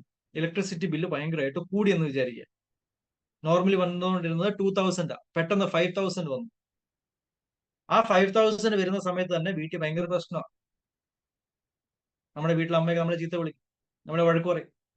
നിങ്ങൾ കാരണമാ ഫാൻ ഓഫ് ചെയ്യൂല, ഒരു സ്ഥലത്ത് ഇരുന്ന അവിടെ നിന്ന് എണീച്ച് പോകുമ്പോൾ പിന്നെ ഫാൻ ഓഫ് ചെയ്യില്ല, ലൈറ്റ് ഓഫ് ചെയ്യൂല, ഫുൾ ടൈം TV കണ്ടോണ്ടിരിക്കുക, അല്ലെങ്കിൽ ഫ്രിഡ്ജ് തുറന്ന കയറുന്ന സമയത്ത് അടയ്ക്കൂല. ഇതെല്ലാം പ്രശ്നം. മോട്ടർ രാത്രി ഇടരുത്, അങ്ങനെ പല കാര്യങ്ങളും നമ്മുടെ അടുത്ത് പറയും അല്ലെ. ഇനി അടുത്ത മാസം ഈ ബില്ല് 5000 രൂപ ആവാതിരിക്കാൻ വേണ്ടി നമ്മുടെ വീട്ടിൽ നമ്മുടെ അമ്മ എന്ത് ചെയ്യും? കൺട്രോൾ ചെയ്യും. ഫാൻ എവിടെയെങ്കിലും നമ്മൾ ഇട്ടാൽ നമ്മളെ വഴക്ക് പറഞ്ഞ ഓഫ് ചെയ്യിപ്പിക്കും. ലൈറ്റ് അപ്പുറത്തെ എല്ലാ സ്ഥലത്തും ഇട്ടാൽ അവിടെ ലൈറ്റ് ഓഫ് ചെയ്യാൻ പറയും അല്ലേ. ആ കോസ്റ്റ് കൺട്രോൾ ചെയ്യുന്ന വഴി അടുത്ത മാസം പിന്നെ എന്താവും? കോസ്റ്റ് റിഡക്ഷൻ ആവും അല്ലേ. അപ്പൊ അതാണ് ഇവിടെ നമുക്ക് പഠിക്കാനുള്ളത്. നമുക്ക് കോസ്റ്റിങ്ങിനകത്ത് എങ്ങനെ ഒരു പ്രൊഡക്റ്റിന്റെ കോസ്റ്റ് കൺട്രോൾ ചെയ്യാം. ആ കോസ്റ്റ് കൺട്രോൾ ചെയ്യുന്ന വഴിയിൽ എന്ത് നടക്കും? കോസ്റ്റ് റിഡക്ഷൻ നടക്കും. അതാണ് നമുക്ക് ഈ full cost and management accounting സബ്ജക്റ്റിൽ പഠിക്കാനുള്ളത്. കോസ്റ്റ് കൺട്രോൾ ചെയ്ത് കോസ്റ്റ് റിഡ്യൂസ് ചെയ്യുക. ഓക്കെ. അപ്പോൾ ഒബ്വിയസ്ലി ഇതിനകത്ത് ഒരുപാട് ഡിഫറെന്റ് ടൈപ്സ് ഓഫ് ബിസിനസ്സുകളാണ് നമുക്കുള്ളത്. ഡിഫറെന്റ് ടൈപ്സ് ഓഫ് ബിസിനസ്സുകൾ എന്ന് പറയുന്നത്, ചില ആൾക്കാർ സർവീസ് പ്രൊവൈഡ് ചെയ്യുന്ന ആൾക്കാരായിരിക്കാം, ചിലത് യൂണിറ്റ് വൈസ് പ്രൊഡക്റ്റ് വിൽക്കുന്ന ആൾക്കാരായിരിക്കാം. എന്ന് വെച്ചാൽ ഓരോ യൂണിറ്റ് ഐഡന്റിക്കൽ യൂണിറ്റ് ആയിരിക്കാം. ഇപ്പൊ നമ്മൾ ഒരു particular type of soap produce ചെയ്യുക, അതെല്ലാം ഐഡന്റിക്കൽ യൂണിറ്റ്സ് ആവാം. അതല്ല എങ്കിൽ നമ്മൾ ചിലപ്പോൾ ഒരു ബാച്ചിൽ പ്രൊഡ്യൂസ് ചെയ്യുന്നതാകാം. ഇപ്പൊ നമ്മൾ കുക്കീസ് ഒക്കെ ബേക്ക് ചെയ്യത്തില്ലേ. ഇപ്പൊ നമ്മള് ഒരു ഓവനിൽ ഒരു കുക്കി ബേക്ക് ചെയ്യുമ്പോൾ നമ്മൾ ഓരോ കുക്കി ആയിട്ട് ബേക്ക് ചെയ്ത് എടുക്കുമല്ലോ. 10,000 റുപ്പീസ് കൊടുത്തിട്ട് ഒരു ഓവൻ സെറ്റപ്പ് ഒക്കെ ശരിയാക്കി വെച്ചു, തടിയൊക്കെ കത്തിച്ച് ഓവൻ സെറ്റപ്പ് ആക്കി, എന്നിട്ട് അതിനകത്ത് ഒരു കുക്കി ബേക്ക് ചെയ്ത് എടുക്കുന്നത് ഒരിക്കലും നമുക്ക് ലാഭകരമല്ല. അപ്പൊ അത് ഒരു ബാച്ചിൽ ഒരു പ്രാവശ്യം നമ്മൾ ആ മെഷീൻ ഓൺ ചെയ്ത് ഓഫ് ചെയ്യുമ്പോൾ എത്ര യൂണിറ്റ് നമ്മൾ പ്രൊഡ്യൂസ് ചെയ്യാൻ പറ്റി, ഒരു ബാച്ചിൽ എത്ര യൂണിറ്റ്സ് പ്രൊഡ്യൂസ് ചെയ്യാൻ പറ്റി, അങ്ങനെയുള്ള ബിസിനസ്സുകൾ ഉണ്ടാകാം. നമ്മളെ ഫർണിച്ചർ മാനുഫാക്ചറിങ് ബിസിനസ് ഒക്കെ ഇല്ലേ, അവരെപ്പോഴും ഫർണിച്ചർ മാനുഫാക്ചർ ചെയ്യുന്ന എല്ലാ ഫർണിച്ചറും ഐഡന്റിക്കൽ ഫർണിച്ചർ അല്ലല്ലോ. എന്ന് വെച്ചാൽ ഞാൻ ഒരു ചെയർ, എന്റെ ബിസിനസ്സിൽ മൊത്തം ഞാൻ ചെയറേ പ്രൊഡ്യൂസ് ചെയ്യുന്നുള്ളൂ, അങ്ങനല്ലല്ലോ. ഫർണിച്ചർ ചിലപ്പോൾ ടേബിൾ ആകാം, ചിലപ്പോൾ കട്ടിലാകാം, അൽമാരി ആകാം. അപ്പൊ അതെല്ലാം ഡിഫറെന്റ് ടൈപ്സ് ഓഫ് യൂണിറ്റ്സ് അല്ലേ. അങ്ങനെ ഡിഫറെന്റ് ടൈപ്പ് ഓഫ് യൂണിറ്റ്സ് ഓരോ ജോബായിട്ട് ചെയ്യുന്നതിന് നമ്മൾ ജോബ് കോസ്റ്റിംഗ് എന്ന് പറയാം. വീട് പണിയൊക്കെ ചെയ്യുന്ന, അല്ലെങ്കിൽ ഹോട്ടൽ, അല്ലെങ്കിൽ നമ്മൾ ഒരു കോൺട്രാക്ട്, നമ്മൾ റോഡ് പണിയുന്നു, നമ്മൾ പാലം പണിയുന്നു, അങ്ങനെയുള്ള ബിസിനസ്സുകളാകാം. അവിടെ കോൺട്രാക്ടുകളായിരിക്കും നടക്കുക. ഇനി എന്റെ ഗുഡ്സ് പ്രൊഡ്യൂസ് ചെയ്യണമെങ്കിൽ ഒന്നീ കൂടുതൽ പ്രോസസ്സ് വഴി കടന്നു പോകണം, അങ്ങനത്തെ ഉള്ള ബിസിനസ്സുകളാകാം. ചില യൂണിറ്റ്സ് നമ്മൾ പ്രൊഡ്യൂസ് ചെയ്യുമ്പോൾ അതിന്റെ കൂടെ തന്നെ ഒന്നീ കൂടുതൽ പ്രൊഡക്റ്റ് നമുക്ക് കിട്ടാം, ജോയിന്റ് പ്രൊഡക്റ്റ്. ഇപ്പൊ നമ്മൾ ക്രൂഡ് ഓയിലിൽ നിന്നാണ് ഡീസലും പെട്രോളും പ്രൊഡ്യൂസ് ചെയ്യുന്നത്. നമ്മൾ ഷുഗർ പ്രൊഡ്യൂസ് ചെയ്യുമ്പോൾ ആ ഷുഗർ പ്രൊഡ്യൂസ് ചെയ്യുന്നതിന്റെ ഇടയ്ക്ക് നമുക്ക് കിട്ടുന്ന വേസ്റ്റ് ആണ് മൊലാസസ്, അങ്ങനെയുള്ളതാണ് ബൈ പ്രൊഡക്റ്റ്. അപ്പൊ ഡിഫറെന്റ് ടൈപ്സ് ഓഫ് ബിസിനസ്സുകളുണ്ട്. ഈ ഡിഫറെന്റ് ടൈപ്സ് ഓഫ് ബിസിനസ്സുകളിൽ കോസ്റ്റിംഗ് എങ്ങനെ യൂസ് ചെയ്യാം, എങ്ങനെ ഇവിടെയൊക്കെ കോസ്റ്റിംഗ് യൂസ് ചെയ്തിട്ട് കോസ്റ്റ് കൺട്രോൾ ചെയ്യാം, ഇതാണ് നമുക്ക് കോസ്റ്റിംഗിന്റെ സെക്കൻഡ് ബുക്കിൽ പഠിക്കാനുള്ളത്. ഹയർ കാര്യമാണ് കോസ്റ്റിംഗിന്റെ സെക്കൻഡ് ബുക്കിൽ പഠിക്കാനുള്ളത്. കോസ്റ്റിംഗിന്റെ ഫസ്റ്റ് ബുക്കിൽ പഠിക്കാനുള്ളത് ബേസിക്സ്. എന്തൊക്കെയാണ് കോസ്റ്റിംഗിന്റെ ബേസിക്സ്? ആ ബേസിക്സ് ഉപയോഗിച്ച് പല ഡിഫറെന്റ് ടൈപ്സ് ഓഫ് ബിസിനസ്സുകളിൽ നമുക്ക് കോസ്റ്റിംഗ് എങ്ങനെ ഉപയോഗിക്കാം, അതാണ് സെക്കൻഡ് മോഡ്യൂളിൽ പഠിക്കാനുള്ളത്. അപ്പൊ ഇൻട്രസ്റ്റിംഗ് സബ്ജക്ട്. ഈ സബ്ജക്റ്റിനെ എപ്പോഴും ഇൻട്രസ്റ്റിംഗ് സബ്ജക്ട് എന്ന് പറയാൻ കാരണം എന്ന് വെച്ചാൽ ഇതിനകത്ത് ഒരു പ്രത്യേക എന്താ പറയണേ, ഒരു ഫോർമാറ്റ് ഇല്ല. ഒരു ക്വസ്റ്റ്യൻ തന്നാൽ ആ ക്വസ്റ്റ്യൻ ഇന്ന ഫോർമാറ്റിൽ തന്നെ ചെയ്യണമെന്നില്ല. കോൺസെപ്റ്റ് അറിയാമെങ്കിൽ നിങ്ങൾക്ക് നിങ്ങളുടേതായിട്ട് രീതിയിൽ അതിന്റെ ആൻസർ കണ്ടുപിടിക്കാം. പിന്നെ നമ്മൾ ക്ലാസ്സിൽ പ്രാക്ടീസ് ചെയ്യുന്നത് ICAക്ക് കുറച്ച് ഫോർമാറ്റുകളുണ്ട് ഒരു ആൻസർ കണ്ടുപിടിക്കാം. നമ്മൾ ചിലപ്പോൾ ആ ഫോർമാറ്റ് വഴി ആയിരിക്കും, കാരണം നമുക്ക് കോൺസെപ്റ്റ് മനസ്സിലായി കഴിഞ്ഞാൽ പിന്നെ ICAയുടെ ആ ഫോർമാറ്റ് വഴി ചെയ്യുന്നത് നമുക്ക് പ്രശ്നമില്ലല്ലോ. ഓക്കെ. അപ്പൊ ഈ കോസ്റ്റിംഗിന്റെ ഏറ്റവും വലിയ പ്രത്യേകത, ഇതിനകത്ത് പ്രത്യേകിച്ച് ഫോർമാറ്റ് ഇല്ല. ഇനി നമ്മൾ ഫിനാൻഷ്യൽ അക്കൗണ്ടിങ്ങിൽ ട്രേഡിംഗ് അക്കൗണ്ടും പ്രോഫിറ്റ് ആൻഡ് ലോസ് അക്കൗണ്ടും ബാലൻസ് ഷീറ്റും വരയ്ക്കുന്നു. ട്രേഡിംഗ് അക്കൗണ്ടും പ്രോഫിറ്റ് ആൻഡ് ലോസ് അക്കൗണ്ട് വരയ്ക്കുമ്പോൾ നമ്മൾ കുറെ കോസ്റ്റ്, ഡയറക്ട് കോസ്റ്റും ഇൻഡയറക്ട് കോസ്റ്റും, ഡയറക്ട് ഇൻകം, ഇൻഡയറക്ട് ഇൻകം ഒക്കെ നമ്മൾ ലിസ്റ്റ് ചെയ്യുന്നു അല്ലെ. ഈ ലിസ്റ്റ് ചെയ്യുന്ന വഴി നമുക്ക് ഗ്രോസ് പ്രോഫിറ്റ്, നെറ്റ് പ്രോഫിറ്റ് ഒക്കെ കിട്ടുന്നുണ്ട് ലിസ്റ്റ് ചെയ്യുന്ന വഴി. പക്ഷെ ഈ പറയുന്ന ഇൻഫോർമേഷൻ വെച്ച്, ട്രേഡിംഗ് അക്കൗണ്ടും പ്രോഫിറ്റ് ആൻഡ് ലോസ് അക്കൗണ്ടിൽ കിട്ടുന്ന ഇൻഫോർമേഷൻ വെച്ച് എനിക്ക് ഒരിക്കലും കോസ്റ്റ് കൺട്രോൾ ചെയ്യാൻ പറ്റൂല.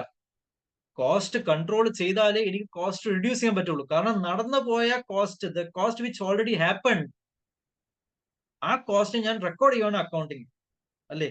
അപ്പൊ എനിക്ക് അക്കൗണ്ടിങ്ങിന്റെ ഇൻഫോർമേഷൻ വെച്ച് പിന്നെ ഡിസിഷൻ എടുക്കാൻ പറ്റും. പക്ഷെ ആ ഒരു പീരീഡ്, കഴിഞ്ഞു പോയ പീരീഡിനെ പറ്റി എനിക്ക് കൺട്രോൾ ചെയ്യാൻ പറ്റില്ലല്ലോ. അപ്പൊ കോസ്റ്റിംഗ് ആ ഏരിയയിൽ എന്താ വരുന്നത്? കോസ്റ്റിംഗ് ആ ഏരിയയിൽ വന്നിട്ട് ഒരു ഫിനാൻഷ്യൽ ഇയർ സ്റ്റാർട്ട് ചെയ്യുമ്പോൾ തന്നെ ബഡ്ജറ്റ് എടുക്കും. ഈ വർഷം, ഇനി വരാൻ പോകുന്ന വർഷം എവിടൊക്കെ കോസ്റ്റ് കൺട്രോൾ ചെയ്യണം എന്ന് നമ്മൾ ആ ബഡ്ജറ്റിൽ നോക്കും, അല്ലെങ്കിൽ ആ ബഡ്ജറ്റിൽ നമ്മൾ ഡിസ്കസ് ചെയ്യും. എന്നിട്ട് ആ ബഡ്ജറ്റ് വഴി ആ ഫിനാൻഷ്യൽ ഇയർ മൊത്തം കോസ്റ്റ് കൺട്രോൾ ചെയ്തുകൊണ്ടിരിക്കും. എന്നിട്ട് വർഷ അവസാനം ആക്ച്വൽ കോസ്റ്റ് നമ്മുടെ കിട്ടുമല്ലോ. അപ്പൊ ബഡ്ജറ്റിൽ പറഞ്ഞതും ആക്ച്വൽ വെച്ച് കമ്പയർ ചെയ്ത് നോക്കിയിട്ട് നമ്മൾ പറഞ്ഞ കാര്യം നടന്നോ നടന്നില്ലയോ എന്ന് നോക്കും. നടന്നാലും നടന്നില്ലെങ്കിലും കോസ്റ്റ് കൂടാനുള്ള റീസൺ എന്താ, കോസ്റ്റ് കുറയാനുള്ള റീസൺ എന്താ, ഇതും കോസ്റ്റിംഗിൽ പഠിക്കാനുണ്ട്. കാരണം കോസ്റ്റ് കൂടാനുള്ള റീസൺ പഠിച്ചാലേ അടുത്ത ഫിനാൻഷ്യൽ ഇയറിൽ പിന്നെ ആ മിസ്റ്റേക്ക് നമുക്ക് തിരുത്താൻ പറ്റുള്ളൂ. ഈ വർഷം ഫോർ എക്സാമ്പിൾ, ഞാൻ പറയാൻ മനസ്സിലാവില്ല, ഫോർ എക്സാമ്പിൾ ഞാൻ ഈ പ്രാവശ്യം വിചാരിച്ചു എനിക്ക് ടോട്ടലി 500 CR സെയിൽസ് നടത്തണം. ഓക്കെ, കോസ്റ്റ് ഒരു 350 CR കൊണ്ട് നിർത്തണം. So that I will get A 150 CR of profit. ഇതാണ് എന്റെ ബഡ്ജറ്റിൽ. ഇങ്ങനെയല്ല, ഡീറ്റെയിൽ ആയിട്ടുള്ളതാണ്. അത് ഞാൻ ചെറുതായിട്ടെങ്കിലും മനസ്സിലാൻ വേണ്ടി പറയും. ഇതാണ് ഞാൻ ബഡ്ജറ്റിൽ പറഞ്ഞത്. എന്ന് വെച്ചാൽ ഒരു സാമ്പത്തിക വർഷം, ഒരു ഫിനാൻഷ്യൽ ഇയർ സ്റ്റാർട്ട് ചെയ്യുന്നതിന് മുമ്പാണ് ഞാൻ ഇത് ബഡ്ജറ്റിൽ പറഞ്ഞത്. ഓക്കെ, നൗ ആ ഫിനാൻഷ്യൽ ഇയറിൽ ഇനി എന്റെ ബിസിനസ്സിലുള്ള മാനേജേഴ്സും എംപ്ലോയീസും, ഇപ്പൊ സെല്ലിംഗ് ഡിപ്പാർട്ട്മെന്റുള്ള മാനേജേഴ്സും എംപ്ലോയീസും ചെയ്യാൻ നോക്കുന്നത് അവരുടെ ടാർഗറ്റ് ആയ, അവർക്ക് ഞാൻ ടാർഗറ്റ് കൊടുത്തേക്കുക, സെയിൽസ് എത്ര എത്തിക്കണം, 500 crores എത്തിക്കണം. നിങ്ങൾ കണ്ടിട്ടില്ലേ, വണ്ടിയൊക്കെ മേടിക്കാൻ പോകുമ്പോൾ, അല്ലെങ്കിൽ എവിടെങ്കിലൊക്കെ നമ്മൾ 2 വീലറോ 4 വീലറൊക്കെ മേടിക്കാൻ പോകുമ്പോൾ നമ്മൾ ഒരു എൻക്വയറി ചെയ്ത് അവർ നമ്മളെ പുറകെ കിടന്ന ആ വണ്ടി മേടിക്കുന്ന സാർ എന്താ തീരുമാനം എന്നൊക്കെ പറയില്ലേ. അതിന്റെ മെയിൻ റീസൺ എന്ന് പറയുന്നത് അവർക്ക് ടാർഗറ്റ് ഉണ്ട്. ഓക്കെ, അപ്പൊ അവർക്കൊരു ടാർഗറ്റ് കൊടുത്തേക്കുവാണ്, ഒരു വർഷം എത്ര രൂപയുടെ സെയിൽസ് നടക്കണം. അത് ഞാൻ ബഡ്ജറ്റിൽ പറഞ്ഞതാ. അതേപോലെ കോസ്റ്റ് വരുന്ന മാനേജ്മെന്റുള്ള, കോസ്റ്റിംഗ് നോക്കുന്ന മാനേജർ അല്ലെങ്കിൽ ആ മാനേജ്മെന്റ്, അവരുടെ ലക്ഷ്യം എന്താ? ഈ വരാൻ പോകുന്ന കോസ്റ്റ് മാക്സിമം ഇത്രയിൽ കൺട്രോൾ ചെയ്ത് നിർത്തിയിരിക്കണം, എന്നിട്ട് എനിക്ക് ഇത്രയും പ്രോഫിറ്റ് കിട്ടണം. നൗ 3 സിറ്റുവേഷൻ വരാം. ഒന്നെങ്കിൽ ആക്ച്വൽ പ്രോഫിറ്റ് കറക്റ്റ് നമ്മൾ തീരുമാനിച്ച 150 തന്നെ വരും, വിച്ച് ഈസ് റയർ. അതല്ല എങ്കിൽ എന്റെ ആക്ച്വൽ പ്രോഫിറ്റ് ഞാൻ പറഞ്ഞതിനേക്കാളും കുറഞ്ഞു പോയി 100 CR. അതല്ല എങ്കിൽ മൂന്നാമത്തെ സിറ്റുവേഷൻ, എന്റെ ആക്ച്വൽ പ്രോഫിറ്റ് ഞാൻ തീരുമാനിച്ചതിനേക്കാളും കൂടുതൽ വരാം. ഇതിൽ ഏത് സിറ്റുവേഷൻ ആയാലും ഈ പ്രോഫിറ്റ് കൂടാനോ കുറയാനോ, അതല്ലെങ്കിൽ നമ്മൾ പറഞ്ഞു തന്നെ പ്രോഫിറ്റ് കിട്ടാനുള്ള റീസൺ എന്താണെന്ന് നമ്മൾ അനലൈസ് ചെയ്യണം. ആ റീസൺ അനലൈസ് ചെയ്തേ പറ്റുള്ളൂ. ഓക്കെ, ഇനി ആ റീസൺ എന്തുകൊണ്ട് അനലൈസ് ചെയ്യണം? സ്റ്റഡി ചെയ്യാൻ വേണ്ടി. സെയിം പ്രോഫിറ്റ് തന്നെ കിട്ടി, അല്ലെങ്കിൽ ഞാൻ പറയുന്ന പ്രോഫിറ്റിനെക്കാളും കൂടുതൽ കിട്ടി, ചിലപ്പോൾ ഇതിനകത്ത് എന്തെങ്കിലും ഇവര് ഈ പറയുന്ന മാനേജേഴ്സ് സെയിൽസ് കൂട്ടിക്കാണിച്ചതാണെങ്കിലോ, അല്ലെങ്കിൽ ഇവര് കോസ്റ്റ് കുറയ്ക്കാനുള്ള കാരണം പ്രൊഡക്റ്റിന്റെ ക്വാളിറ്റി കുറച്ചിട്ടാണ് കോസ്റ്റ് കുറച്ച്, ആ വഴി എന്റെ പ്രോഫിറ്റ് കൂടുതൽ കിട്ടിയതാണെങ്കിലോ. ചിലപ്പോൾ ഈ വർഷം പ്രോഫിറ്റ് കിട്ടി, പക്ഷെ ഇനി എന്റെ ക്വാളിറ്റി കോംപ്രമൈസ് ചെയ്തുകൊണ്ട് ഇനി അങ്ങോട്ട് എന്റെ സെയിൽസ് കുറയാൻ ചാൻസ് ഉണ്ട്. അപ്പൊ എനിക്ക് ഈ പറഞ്ഞിരിക്കുന്ന പ്രോഫിറ്റ് 150 തന്നെ കിട്ടി, അല്ലെങ്കിൽ 150ക്കാളിലും കൂടുതൽ പ്രോഫിറ്റ് കിട്ടി. അതിന്റെ കാരണം എന്താ, റീസൺ എന്തായാലും ഞാൻ നോക്കണ്ടേ. അല്ല, ഞാൻ പറഞ്ഞ ടാർഗറ്റ് അവർ അച്ചീവ് ചെയ്തു, അല്ലെങ്കിൽ ഞാൻ പറഞ്ഞതിനേക്കാളും കൂടുതൽ ടാർഗറ്റ് അച്ചീവ് ചെയ്തു, ഐ ആം ഹാപ്പി, ഇനി എല്ലാവരും വീട്ടിൽ പോവാം. അങ്ങനെ പോയാൽ അവന്മാർ എങ്ങനെയാണ് ഈ പ്രോഫിറ്റ് അച്ചീവ് ചെയ്തത് എന്നും കൂടെ നോക്കണം. കാരണം ഇത് ചെയ്തത് ക്വാളിറ്റി കോംപ്രമൈസ് ചെയ്തിട്ടാണോ, അല്ലെങ്കിൽ വേറെ ഏതെങ്കിലും ലൂപ്പ് ഹോൾ ഉണ്ടോ അതിനകത്ത്, അല്ലേ? അതെന്തായാലും റീസൺ അനലൈസ് ചെയ്തല്ലേ പറ്റുള്ളൂ. ഓക്കെ, ഇനി ഞാൻ പറഞ്ഞതിനേക്കാളും പ്രോഫിറ്റ് കുറവാണെങ്കിൽ നമ്മൾ എന്തായാലും റീസൺ അനലൈസ് ചെയ്യും. എന്തുകൊണ്ട് എന്റെ പ്രോഫിറ്റ് കുറഞ്ഞു? എന്റെ പ്രോഫിറ്റ് കുറയാനുള്ള കാരണം സെയിൽസ് ടീമാണോ അതോ കോസ്റ്റ് ടീമാണോ എന്ന് കണ്ടുപിടിക്കണം. കോസ്റ്റ് ടീം ആണെങ്കിൽ അതിനകത്ത് നിന്ന് ഏത് കോസ്റ്റ് നോക്കുന്ന ടീമാണ്? മെറ്റീരിയലിന്റെ കോസ്റ്റ് നോക്കുന്ന ടീമാണോ? ലേബറിന്റെ കോസ്റ്റ് നോക്കുന്ന ആൾക്കാരാണോ? അങ്ങനെ ഡീറ്റെയിൽഡ് ആയിട്ട് അതെല്ലാം നമുക്ക് ഈ കോസ്റ്റിംഗത്ത് പഠിക്കാനുണ്ട്. ഞാൻ ഈ വാക്കും കൊണ്ട് പറയുന്ന എല്ലാം നമുക്ക് കോസ്റ്റിംഗിൽ ഓരോ ഫോർമുലാസ്, ഓരോ കോൺസെപ്റ്റ് യൂസ് ചെയ്തിട്ട് നമുക്ക് കണ്ടുപിടിക്കാം. എന്ന് വെച്ചാൽ ഒരു ബിസിനസ്സിന് അവരുടെ കോസ്റ്റ് അല്ലെങ്കിൽ പ്രോഫിറ്റ് അച്ചീവ് ചെയ്യാൻ പറ്റാത്തത് ആര് കാരണമാണെന്ന് ആ ബിസിനസ് ഇറങ്ങി ചെന്ന് പോയി കണ്ടുപിടിക്കേണ്ട ആവശ്യമില്ല. കുറച്ച് ഫോർമുലാസ് കോസ്റ്റിംഗ് പറയുന്നുണ്ട്. ആ ഫോർമുല വെച്ച് നമ്മൾ കണ്ടുപിടിച്ചാൽ കറക്റ്റ് ആര് കാരണമാണ് എന്റെ പ്രോഫിറ്റ് അച്ചീവ് ചെയ്യാൻ പറ്റാത്തത് എന്ന് എനിക്ക് കണ്ടുപിടിക്കാൻ പറ്റും. എന്നിട്ട് നേരെ അങ്ങോട്ട് പോയാൽ മതി. ഇത്രയും ബിസിനസ്, കിലോമീറ്റർ നടക്കുന്ന ബിസിനസ്, വലിയ ബിസിനസ് എന്റെ. ഓക്കെ, ഞാൻ ഒരു അറ്റത്തുനിന്ന് ആരുടെ മിസ്റ്റേക്ക് ആണെന്ന് കണ്ടുപിടിക്കാൻ തുടങ്ങി, ഒരു അറ്റത്തുനിന്ന് തുടങ്ങി അവസാനം ആരുടെ മിസ്റ്റേക്ക് ആണ് കണ്ടെത്തുന്നവരെ ചിലപ്പോൾ ഒരു വർഷം അങ്ങ് പോകും. ബിസിനസ് ഇറങ്ങി ചെന്ന് മിസ്റ്റേക്ക് കണ്ടുപിടിക്കാൻ തുടങ്ങിയാൽ. അപ്പൊ അതിനെല്ലാം കോസ്റ്റിംഗ് ഇവിടെ ഓരോ മെത്തേഡ്സും ഓരോ ടെക്നീക്സും പറഞ്ഞു തരുന്നുണ്ട്. അത് ഉപയോഗിച്ച് നമുക്ക് ഈ പറയുന്ന എല്ലാ കാര്യങ്ങളും കണ്ടുപിടിക്കാം. അപ്പൊ എന്താ ഞാൻ പറഞ്ഞേ, നമ്മൾ ഒരു അക്കൗണ്ടിങ്ങിലാണെങ്കിൽ നമ്മൾ ആ നടന്നുപോയ കോസ്റ്റ് ഒക്കെ റെക്കോർഡ് ചെയ്യുക. കോസ്റ്റിംഗിൽ നമ്മൾ ഒരു വർഷം തുടങ്ങുമ്പോൾ നമ്മൾ ബഡ്ജറ്റ് ഇടും. എത്ര സെയിൽ ചെയ്യണം, എത്ര കോസ്റ്റ് ചെയ്യണം, എത്ര പ്രോഫിറ്റ് വേണം എന്നൊക്കെ നമ്മൾ പറയും. എന്നിട്ട് വർഷാവസാനം ആക്ച്വൽ ഉള്ള സെയിൽസ് കിട്ടും, ആക്ച്വൽ കോസ്റ്റ് കിട്ടും, ആക്ച്വൽ പ്രോഫിറ്റ് കിട്ടും. നമ്മൾ ബഡ്ജറ്റിൽ പറഞ്ഞതുപോലെ ഇത് അച്ചീവ് ചെയ്തോ ഇല്ലയോ എന്ന് നമ്മൾ അവിടെ വെച്ച് കമ്പയർ ചെയ്യും. ചെയ്തില്ലെങ്കിൽ എന്തുകൊണ്ട് ചെയ്തില്ല റീസൺ അനലൈസ് ചെയ്യും. അച്ചീവ് ചെയ്തെങ്കിൽ എങ്ങനെ അച്ചീവ് ചെയ്യാൻ പറ്റി എന്ന് റീസൺ അനലൈസ് ചെയ്യും. നമ്മൾ പറഞ്ഞതിനേക്കാളും നല്ല പെർഫോമൻസ് ചെയ്തുവെങ്കിൽ എങ്ങനെ ഇവർക്ക് നല്ല പെർഫോമൻസ് ചെയ്യാൻ പറ്റി എന്ന് നമ്മൾ റീസൺ അനലൈസ് ചെയ്യും. അപ്പൊ ഈ പറയുന്ന റീസൺ ഒക്കെ അനലൈസ് ചെയ്ത് ഇതൊക്കെ നമുക്ക് ഈ കോസ്റ്റിംഗ് സി ഇന്റർമീഡിയറ്റ് നമുക്ക് പഠിക്കണ്ട. അപ്പൊ അത്രയ്ക്ക് ഇൻട്രസ്റ്റിംഗ് സബ്ജക്റ്റ് ആണ് ഇത്, കോസ്റ്റിംഗ് മാനേജ്മെന്റ് അക്കൗണ്ടിങ്. കോസ്റ്റിംഗിന് എപ്പോഴും രണ്ട് എക്സ്ട്രീം ആണ് ഞാൻ എപ്പോഴും കണ്ടിട്ടുള്ളത്. ഞാൻ പഠിപ്പിക്കാത്ത കുട്ടികളോട് സംസാരിക്കുന്ന സമയത്ത് എനിക്ക് കോസ്റ്റിംഗിൽ രണ്ട് എക്സ്ട്രീമാണ് നമുക്ക് കാണാൻ പറ്റുന്നത്. ഒന്ന് എല്ലാം അറിയുന്ന കുട്ടികളായിരിക്കാം, അല്ലെങ്കിൽ ഒന്നും അറിയാത്ത കുട്ടികളായിരിക്കാം. ഇതിന്റെ ഇടയ്ക്കുള്ള ആൾക്കാരില്ല. ഓക്കെ, അപ്പോ നമുക്ക് എത്തേണ്ടത് എങ്ങോട്ടാ? എല്ലാ കോൺസെപ്റ്റും അറിയുന്ന ആ ഒരു ഏരിയയിലാണ്. അത് എന്റെ ജോലിയാണ്. അത് ഞാൻ 100% ഗ്യാരണ്ടി തരാം. നിങ്ങൾ കോസ്റ്റിംഗിന്റെ ക്ലാസ് കഴിയുമ്പോഴത്തേക്ക് നിങ്ങൾക്ക് അത്യാവശ്യം നല്ല കോൺസെപ്റ്റ്, നല്ല നോളജും കോസ്റ്റിംഗിൽ ഉണ്ടായിരിക്കും. എക്സാമിനേഷൻ ഹാളിൽ ഇരിക്കുമ്പോൾ നിങ്ങൾക്ക് അയ്യോ ഇത് എനിക്ക് അറിയത്തില്ല, ഇത് എങ്ങനെ, ഈ കോൺസെപ്റ്റ് ഞാൻ കേട്ടിട്ടേ ഇല്ല, അങ്ങനെ ഒരു സംഭവം ഉണ്ടാവില്ല. പ്രൊവൈഡഡ് ഞാൻ പഠിപ്പിക്കുന്നൊക്കെ പഠിച്ചാൽ. ഞാൻ പഠിക്കാതെ പോയി എക്സാം ഉള്ള സാറ് പറഞ്ഞത് പഠിച്ചിട്ട് ഞാൻ പോയി ഹോളി ഇരുന്നാൽ മതി, എല്ലാം ഓർമ്മ വരും, എല്ലാം കിട്ടും. അങ്ങനല്ല. ഞാൻ പഠിപ്പിച്ച അതേപോലെ ചുമ്മാതെ പഠിക്കാതെ പോയി ഇരുന്നാൽ ഒന്നും കിട്ടൂല. ഓക്കെ, ഇനി നമ്മൾ ക്ലാസ്സിൽ ചെയ്യാൻ പോകുന്നത് ആദ്യം നമ്മൾ കോൺസെപ്റ്റ് പഠിക്കും. എല്ലാത്തിന്റെയും കോൺസെപ്റ്റ് പഠിക്കും. കോൺസെപ്റ്റ് പഠിക്കാൻ വേണ്ടി നമ്മൾ ചെറിയ ചെറിയ ക്വസ്റ്റ്യൻസ് ചെയ്യും, സ്മോൾ ക്വസ്റ്റ്യൻസ് ചെയ്യും, എക്സാമ്പിൾ ക്വസ്റ്റ്യൻസ് ചെയ്യും. ഈ ചെയ്യാൻ പോകുന്ന ക്വസ്റ്റ്യൻസ്, ആ ബേസിക് ക്വസ്റ്റ്യൻസ് ഒരിക്കലും എക്സാമിനേഷൻ ചോദിക്കില്ല. അത് നമുക്ക് കോൺസെപ്റ്റിന്റെ ക്ലിയറിറ്റി വരാൻ വേണ്ടി ചെയ്യുന്നതാണ്. തേർഡ്, നമ്മൾ അതിന്റെ തിയറി എഴുതും. പല ആൾക്കാരും എന്നോട് ചോദിച്ചിട്ടുണ്ട് കോസ്റ്റിംഗിനകത്തൊക്കെ എങ്ങനെയാണ് തിയറി പഠിപ്പിക്കാൻ പറ്റുന്നത്. അപ്പൊ ഞാൻ തിരിച്ചു ചോദിക്കും, തിയറി പഠിപ്പിക്കാൻ എങ്ങനെയാണ് നിങ്ങൾ കോസ്റ്റിംഗ് പഠിപ്പിക്കുന്നത്? കാരണം ഞങ്ങളൊക്കെ പഠിച്ച സമയത്ത് കോസ്റ്റിംഗ് എന്ന് പറയുന്ന ഒരു പ്രോബ്ലം പേപ്പറാണ്. ജനറലി പ്രോബ്ലം പേപ്പർ ആണ്. പക്ഷെ ആ പ്രോബ്ലം പേപ്പറിൽ എപ്പോഴും നിങ്ങൾ എവിടെ നോക്കിയാലും കോസ്റ്റിംഗ് എപ്പോഴും പഠിപ്പിക്കുന്നത് കൂടുതലും പ്രോബ്ലംസ് ചെയ്യിപ്പിച്ചിട്ടാണ്. പക്ഷെ ഒരു കോൺസെപ്റ്റ് മനസ്സിലാക്കി ആ കോൺസെപ്റ്റിനെ പറ്റി 2-3 വാക്ക് എഴുതാതെ തിയറി പഠിക്കാതെ എങ്ങനെ ക്വസ്റ്റ്യൻ ചെയ്യാൻ പറ്റുമെന്ന് എനിക്കറിയില്ല. പക്ഷെ നമ്മുടെ ക്ലാസ്സിൽ നമ്മൾ തിയറിയും പഠിക്കാം, എന്റെ കൂടെ തന്നെ തിയറിയും പഠിച്ചു പോകും. ഈ തിയറിയും കൂടെ പഠിച്ചു കഴിഞ്ഞ് കോൺസെപ്റ്റ് എല്ലാം സെറ്റ് ആയിട്ടായിരിക്കും നമ്മൾ പിന്നെ ICAIലോട്ട് പോകുന്നത്. ICAIയുടെ ക്വസ്റ്റ്യൻസ് ചെയ്യും, ICAIയുടെ സ്റ്റഡി മെറ്റീരിയൽ ക്വസ്റ്റ്യൻസ് ചെയ്യും, പ്രീവിയസ് ഇയർ ക്വസ്റ്റ്യൻസ് ചെയ്യും, RTP ചെയ്യും, MTP ചെയ്യും. എന്ന് വെച്ചാൽ നമ്മൾ ചെയ്യാൻ പോകുന്നത്, ഇപ്പൊ നമ്മൾ ഒരു സബ്ജക്ട്, ഒരു ചാപ്റ്ററിലെ ഒരു 30 ക്വസ്റ്റ്യൻസ് ചെയ്തെന്ന് വിചാരിക്കും. ഈ 30 ക്വസ്റ്റ്യൻസും എല്ലാ ക്വസ്റ്റ്യൻസും ഐഡന്റിക്കൽ ആയിരിക്കില്ല. ഒരു ക്വസ്റ്റ്യൻ പോലും മറ്റേ ക്വസ്റ്റ്യന്റെ കൂട്ടായിരിക്കില്ല. ഓരോ ക്വസ്റ്റ്യനിലും നമുക്ക് പുതിയ എന്തെങ്കിലും പഠിക്കാനുള്ള രീതിയിലുള്ള ക്വസ്റ്റ്യൻസ് ആയിരിക്കും. അങ്ങനെയാണ് ഞാൻ സെറ്റ് ചെയ്ത് വെച്ചിരിക്കുന്ന ക്ലാസ്സിൽ മെറ്റീരിയൽ. അപ്പൊ ഈ 30 ക്വസ്റ്റ്യൻസ് ആണെങ്കിലും ആ 30 ക്വസ്റ്റ്യൻസും ഡിഫറെന്റ് കോൺസെപ്റ്റ് നമുക്ക് മനസ്സിലാൻ വേണ്ടിയുള്ള ക്വസ്റ്റ്യൻസ് ആയിരിക്കും. ഓക്കെ, അപ്പോ അതിനകത്തൊരു ഒരു ക്വസ്റ്റ്യൻ നമ്മൾ ചെയ്യുമ്പോൾ ആ ക്വസ്റ്റ്യനകത്ത് 60% നമ്മൾ അറിയുന്ന കാര്യമായിരിക്കും. ചിലപ്പോൾ ഒരു 40% ക്വസ്റ്റ്യനിലായിരിക്കും ചെറിയ അഡ്ജസ്റ്റ്മെന്റ് ഉള്ളത്. ആ അഡ്ജസ്റ്റ്മെന്റ് ആണ് നമ്മൾ മനസ്സിലാക്കേണ്ടത്. ഓക്കെ, നൗ ഇനി ഞങ്ങൾ ഇതുവരെ ഞങ്ങളിപ്പം CA ഫൗണ്ടേഷൻ റിസൾട്ട് കാത്തിരിക്കുവാണ്. ഇനി CA ഇന്റർമീഡിയറ്റ് അഡ്മിഷൻ എടുക്കണം. ഡയറക്റ്റ് എൻട്രിക്കാർ ഇനി അഡ്മിഷൻ എടുക്കണം, അല്ലെങ്കിൽ അഡ്മിഷൻ എടുത്ത ആൾക്കാർ കാണും.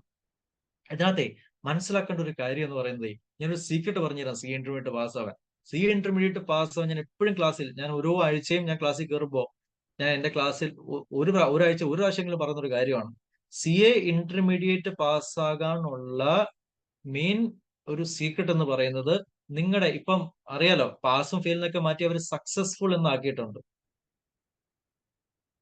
സക്സസ്ഫുൾ അൺസക്സസ്ഫുൾ എന്നൊക്കെ ആക്കിയിട്ടുണ്ട്. ഈ സക്സസ്ഫുൾ ആവണമെങ്കിൽ this is directly proportion to number of questions you attend.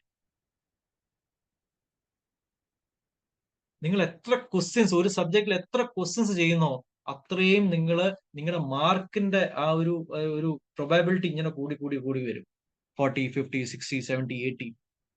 അപ്പൊ എത്ര ക്വസ്റ്റ്യൻസ് നിങ്ങൾ ഒരു സബ്ജക്റ്റിന് ചെയ്യുന്നോ അത്രയും നിങ്ങൾക്ക് കൂടുതൽ നോളജ് കിട്ടും. ഞാൻ പലപ്പോഴും കണ്ടിട്ടുണ്ട് കുട്ടികൾ ഈ പ്രോബ്ലം പേപ്പേഴ്സ് ഒക്കെ ക്വസ്റ്റ്യൻസ് ഇങ്ങനെ വായിക്കുന്നു, ആൻസർ നോക്കുന്നു, ഓക്കെ ഇത് മനസ്സിലായി, ക്വസ്റ്റ്യൻ നോക്കുന്നു, ആൻസർ ഇങ്ങനെ അത് അങ്ങനെ പഠിക്കാൻ പറ്റൂല, ഒരിക്കലും പഠിക്കാൻ പറ്റൂല. നിങ്ങൾ ആ മനസ്സിലായി എന്ന് പറഞ്ഞ് മറച്ചു വെച്ച ക്വസ്റ്റ്യൻ ഇല്ലേ, അതൊന്ന് എഴുതി നോക്കണം. അപ്പൊ മനസ്സിലാവും അത് പല കോൺസെപ്റ്റും ഉണ്ടായിരുന്നു, നിങ്ങൾക്ക് ചെയ്യാൻ പറ്റുന്നില്ല എന്ന് നിങ്ങൾക്ക് മനസ്സിലാവും. ഓക്കെ, അപ്പൊ ഈ CA ഇന്റർമീഡിയറ്റ് എന്ന് പറയുമ്പോൾ തന്നെ നമുക്ക് CA ഇന്റർമീഡിയറ്റിന് CA ഇന്റർ പാസ്സായ ഒരു കുട്ടിക്ക് മാർക്കറ്റിൽ നല്ല ഡിമാൻഡാണ്, നിങ്ങൾക്ക് അറിയാം. ഓക്കെ, CA ഇന്റർ പാസ്സായി കഴിഞ്ഞാൽ തന്നെ പല കമ്പനീസും വിളിക്കുന്നുണ്ട്. CA ഇന്റർ പാസ്സായ ആൾക്കാരുണ്ടെങ്കിൽ നമുക്ക് ജോയിൻ ചെയ്യാം. കാരണം എന്തുകൊണ്ടാണ് ഈ CA ഇന്റർ പാസ്സായാൽ പോലും കുട്ടികൾക്ക് ഡിമാൻഡ് വരാനുള്ള കാരണം എന്ന് വെച്ചാൽ ഈ കോഴ്സ് ഡിസൈൻ ചെയ്തിരിക്കുന്നത് എങ്ങനെയാ. അല്ലെങ്കിൽ ഈ CA ഇന്റർ പാസ് ആയിട്ടുള്ള ഒരു കുട്ടി എന്ന് പറയുമ്പോൾ അവൻ ആ അത്യാവശ്യം ക്വാളിറ്റി ഉണ്ടെന്ന് ആൾക്കാർക്ക് മനസ്സിലാവും. അത് പാസ് ആയിട്ടുണ്ടെങ്കിൽ അവൻ എന്തൊക്കെ കാര്യങ്ങൾ ഒരുമിച്ച് വന്നാലാണ് CA ഇന്റർമീഡിയറ്റ് പാസ് ആവുന്നത്. ഒന്ന്, ആ 9 മാസം നമ്മൾ ക്ലാസ്സിൽ പഠിച്ച കാര്യങ്ങൾ പഠിക്കണം. 6 സബ്ജക്ട് നമ്മൾ സ്റ്റഡി ലീവിൽ നമ്മൾ റിവൈസ് ചെയ്യണം. എക്സാമിനേഷന്റെ സമയത്ത് നമ്മുടെ ഹെൽത്ത് ശരിയാവണം. എക്സാമിനേഷൻ പോയി എഴുതുമ്പോൾ നമുക്ക് ഓരോ ദിവസത്തെ ഗ്യാപ്പ് കിട്ടുമ്പോൾ ഓരോ ദിവസം നമുക്ക് റിവൈസ് ചെയ്ത് നമ്മൾ ഇവിടുന്ന് യാത്ര ചെയ്ത് എക്സാമിനേഷൻ ഹാളിൽ പോയി എക്സാം എഴുതി തിരിച്ചു വന്ന് അടുത്ത എക്സാമിന് പ്രിപ്പയർ ചെയ്യണം. ഒരുപാട് കാര്യങ്ങൾ എല്ലാം കൂടെ ഒരുമിച്ച് വന്നാലേ ഒരു കുട്ടി CA ഇന്റർമീഡിയറ്റ് പാസ്സാവുള്ളൂ. അല്ലേ? ലക്ക് എന്ന് പറയുന്ന ഫാക്ടറിൽ ഞാൻ വിശ്വസിക്കുന്നില്ല, അതുകൊണ്ട് ഞാൻ പറയുന്നില്ല. അത് ഉണ്ടാവാതിരിക്കാം. ഓക്കെ, അപ്പോ നമ്മൾ ഈ പറയുന്ന സാധനങ്ങൾ എല്ലാം കൂടെ ഒരുമിച്ച് വന്നാലായിരിക്കും നമുക്ക് CA ഇന്റർമീഡിയറ്റ് പാസ്സാകാൻ പറ്റുന്നത്. അല്ലെങ്കിൽ ഞാൻ ചുമ്മാതെ ഒരു 10 ദിവസം ചുമ്മാതെ ബുക്കൊക്കെ ഞാൻ മറിച്ച് നോക്കി ഞാൻ പാസ്സായി എന്ന് പറഞ്ഞ ഒരാളെ നിങ്ങൾക്ക് കാണൂല. CA ഇന്റർമീഡിയറ്റ് എത്ര ബ്രെയിൻ ആയിട്ടുള്ള ആൾക്കാരാണെങ്കിലും ഒരു 1-1.5 അല്ലെങ്കിൽ 2 മാസം കുത്തിയിരുന്ന് പഠിക്കാതെ ഫുൾ ഡെഡിക്കേഷൻ CA ഇന്റർമീഡിയറ്റ് കൊടുക്കാതെ ഈ കോഴ്സ് പാസ് ആവൂല. അത് വെളിയിലുള്ള ആൾക്കാർക്ക് നല്ല രീതിയിൽ അറിയാം. അതുകൊണ്ടാണ് CA ഇന്റർമീഡിയറ്റ് പാസ്സായ ആൾക്കാർക്ക് മാർക്കറ്റിൽ ഡിമാൻഡ്. അപ്പൊ എപ്പോഴും നിങ്ങൾ ഈ ഫൗണ്ടേഷൻ നിങ്ങൾ റിസൾട്ട് വന്ന് പാസ്സായി CA ഇന്റർമീഡിയറ്റിലോട്ട് നിങ്ങൾ വരുമ്പോൾ ആ 9 മാസം ഇത് പഠിക്കാൻ വേണ്ടി മാത്രമാണ് ഫുൾ ഡെഡിക്കേഷൻ. ആ 9 months ആ CA ഇന്റർമീഡിയറ്റിന് കൊടുത്താൽ ഫസ്റ്റ് ചാൻസിൽ ബോത്ത് ഗ്രൂപ്പ് പാസ്സാവാം. ബോത്ത് ഗ്രൂപ്പ് പാസ്സായി എവിടെയെങ്കിലും 2 വർഷത്തേക്ക് പോയി ആർട്ടിക്കൽഷിപ്പിന് ജോയിൻ ചെയ്യാം. അതുകൊണ്ട് അങ്ങ് ഒറ്റ ഷോട്ടിൽ തന്നെ നമുക്ക് അതങ്ങ് പാസ്സാവാം. ഞാൻ എപ്പോഴും പിള്ളേരുടെ അടുത്ത് പറയുന്ന വേറൊരു കാര്യം എന്ന് വെച്ചാൽ ഫസ്റ്റ് ചാൻസ് ആണ് നിങ്ങളുടെ എപ്പോഴും ഗോൾഡൻ ചാൻസ്. പാസ്സാവാനുള്ള പോസിബിലിറ്റി ഏറ്റവും കൂടുതൽ ഫസ്റ്റ് ചാൻസിലാണ്. കാരണം എന്താ? കാരണം നമുക്ക് പഠിച്ച 9 months നമ്മൾ ഈ ഒരു കോഴ്സ് നമ്മൾ ഡീൽ ചെയ്തുകൊണ്ടിരിക്കുക, നമ്മൾ ക്ലാസ് കേട്ടുകൊണ്ടിരിക്കുക, പഠിക്കുക. അപ്പൊ ക്ലാസ്സിൽ സാർമാര് പറഞ്ഞ പല കാര്യങ്ങൾ, അല്ല ഇപ്പൊ IIT ഇപ്പം എല്ലാ ആഴ്ചയും എക്സാമിനേഷൻ കിട്ടുന്നുണ്ട്. അപ്പൊ ഇങ്ങനെ എക്സാമിനേഷൻ എഴുതി കുറെ എക്സാമിനേഷൻ എഴുതുമ്പോൾ നമ്മൾ നമ്മൾ ചുമ്മാതെ പോയി എക്സാമിനേഷൻ എഴുതുവാണെങ്കിൽ പോലും ചിലപ്പോൾ 1-2 ക്വസ്റ്റ്യൻസ് നമ്മൾ അവിടെ ഇരുന്ന് ആലോചിക്കും നമ്മൾ ക്വസ്റ്റിനെ പറ്റി. ഓക്കെ, ഇത് എങ്ങനെയാ ചെയ്യുന്നത്?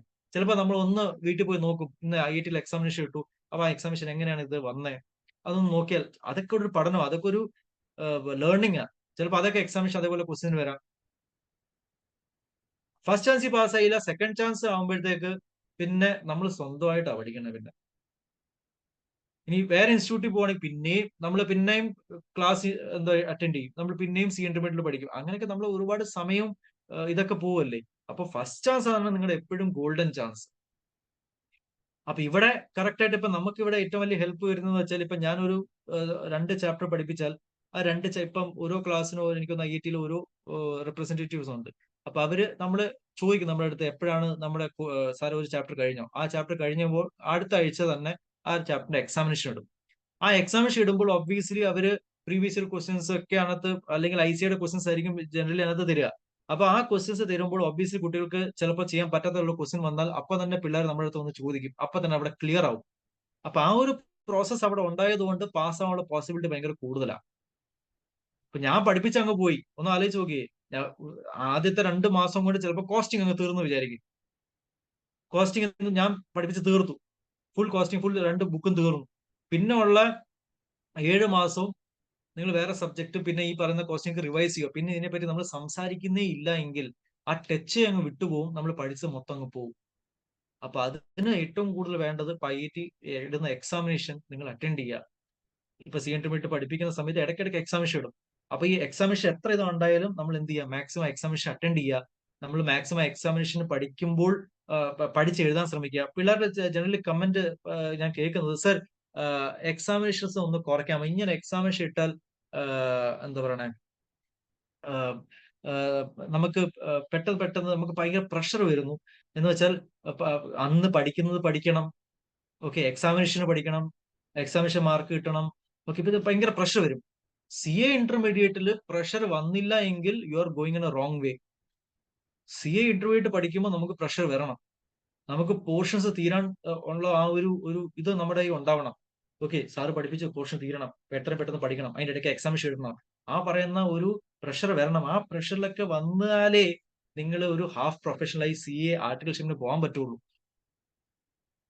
CA ഇന്റർമീഡിയറ്റ് പാസ്സായി CA ആർട്ടിക്കൽഷിപ്പിലോട്ട് പോകുന്ന ഓരോ കുട്ടികളുടെ ക്വാളിറ്റി നമുക്കറിയാം. കാരണം ഒരു കുട്ടി CA ഇന്റർമീഡിയറ്റ് പാസ്സാകുമ്പോൾ എനിക്കറിയാം ഹീസ് ഏബിൾ, അവൻ നമ്മുടെ ആർട്ടിക്കിളായിട്ട് വർക്ക് ചെയ്യാൻ അവൻ ഏബിൾ ആണ്, നമുക്ക് മനസ്സിലാവും. സെയിം ക്ലാസ്സിൽ ഇരുന്ന് പഠിച്ച ഒരു കുട്ടി പാസ്സായി, ഒരു കുട്ടി പാസ്സായില്ല. പാസ്സായ സ്റ്റുഡന്റിന്റെയും പാസ് ആവാത്ത സ്റ്റുഡന്റും തമ്മിൽ ഭയങ്കര വ്യത്യാസമായിരിക്കും. അവൻ പാസ് ആയിട്ടുണ്ടെങ്കിൽ അവൻ ആ CA കോഴ്സിന് ആ ടഫ്നെസ്സോടെ കയറി അവൻ പല കാര്യങ്ങൾ പ്ലാൻ ചെയ്തായിരിക്കും ചിലപ്പോൾ പഠിച്ചത്. ഓക്കെ, കറക്റ്റ് സമയത്ത് ആ ഒരു പ്ലാൻ, രാവിലെ എത്ര മണിക്ക് എണീക്കുന്നു, വൈകിട്ട് എത്ര മണിക്ക് കിടക്കുന്നു, ആ ഒരു പ്ലാനിങ് ഉണ്ടായിട്ട് ആ പ്ലാനിങ് ചെയ്തിട്ടാണ് അവൻ പഠിച്ചത്. ക്ലാസ്സിലുള്ള കാര്യങ്ങൾ അവൻ റിവൈസ് ചെയ്ത് കുറെ എക്സാം ഷീറ്റ്, ഈ പല കാര്യങ്ങളൊക്കെ ചേർന്ന് വന്നാലാണ് CA ഇന്റർമീഡിയറ്റ് പാസ്സാവുന്നത്. ഓക്കെ, അപ്പൊ ആ CA ഇന്റർമീഡിയറ്റ് പാസ്സാവുന്ന വരുന്ന കുട്ടികൾക്ക് എന്തായാലും ഒരു ക്വാളിറ്റി ഉണ്ടാവും. അപ്പൊ ആ ഒരു പറയുന്ന ഒരു ജേർണി നല്ല, നാളൊരു സമയത്ത് നമുക്ക് ഇതൊക്കെ ആലോചിച്ച് സന്തോഷിക്കാനുള്ളതാ. ഇന്റർമീഡിയറ്റ് സമയത്ത് ഞാൻ ഇത്ര എഫേർട്ട് ഇട്ട് പഠിച്ചു, ഞാൻ കുറെ എക്സാമിനേഷൻ എഴുതി. ഓക്കെ, ഫസ്റ്റ് നമ്മൾ ചെയ്യേണ്ടത് വെച്ചാൽ ഇപ്പൊ IIT നിങ്ങൾ ജോയിൻ ചെയ്യുന്ന സമയത്ത് ഫസ്റ്റ് നിങ്ങൾ വേറെ ചെയ്യേണ്ട ഒരു കാര്യം, പഠിപ്പിക്കുന്ന ഫാക്കൽറ്റീസിനെ വിശ്വസിക്കുക, മാനേജ്മെന്റിനെ വിശ്വസിക്കുക. ഓക്കെ, കാരണം കുറെ നാൾ പഠിപ്പിച്ച എക്സ്പീരിയൻസ് ഉണ്ടാവും ഫാക്കൽറ്റീസിന്, കുറെ പിള്ളേരെ പാസ്സാക്കിയ എക്സ്പീരിയൻസ് ഉണ്ടാവും മാനേജ്മെന്റ്. അപ്പൊ ഇവർ പറയുന്ന കാര്യങ്ങളൊക്കെ അതേപോലെ കേട്ട് നിങ്ങൾ ചെയ്തു കഴിഞ്ഞാൽ നിങ്ങൾ പാസ്സാവും. പിന്നെ എന്റെ സബ്ജക്റ്റിൽ മാത്രമല്ല, ഞാൻ എല്ലാ സബ്ജക്റ്റിലും നിങ്ങൾക്ക് ക്ലാസ്സിനിടയ്ക്ക് തന്നെ ഞാൻ ഗൈഡൻസ് തന്നുകൊണ്ടേയിരിക്കും. നിങ്ങൾ സാറ് തരണ്ടെന്ന് പറഞ്ഞാൽ ഞാൻ തന്നിരിക്കും. ഓക്കെ, അപ്പോ നമുക്ക് ഫസ്റ്റ് ചാൻസിൽ തന്നെ എല്ലാവർക്കും ഇന്റർമീഡിയറ്റ് പാസ് ആവണം. ഓക്കെ, ബോത്ത് ഗ്രൂപ്പ് പാസ് ആവണം. അപ്പൊ നിങ്ങൾക്ക് എന്തെങ്കിലും ഡൗട്ട് ഉണ്ടെങ്കിൽ ചോദിക്കാം. എത്ര നേരം എന്നെ കേട്ടോണ്ടിരുന്നതിന് താങ്ക്സ്. ഇനി നമുക്ക് IIT വെച്ച് കാണാം.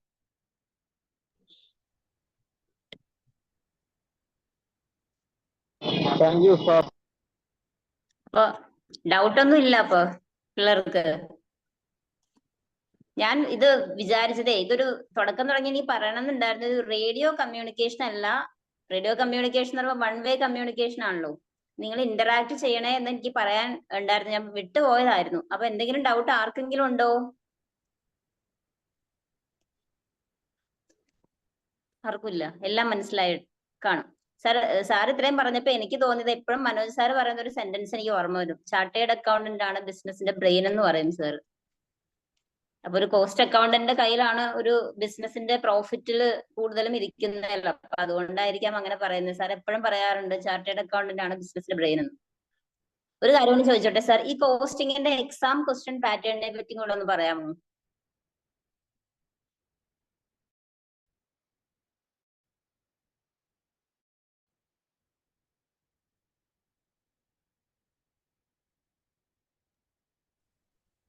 ഏതിന്റെ വേണം സാർ, ഈ എക്സാം ക്വസ്റ്റ്യൻ പാറ്റേൺ കൂടെ ഒന്ന് പറയാമോ? എക്സാം ക്വസ്റ്റ്യൻ പാറ്റേൺ കൂടെ ഒന്ന് പറയാമോ?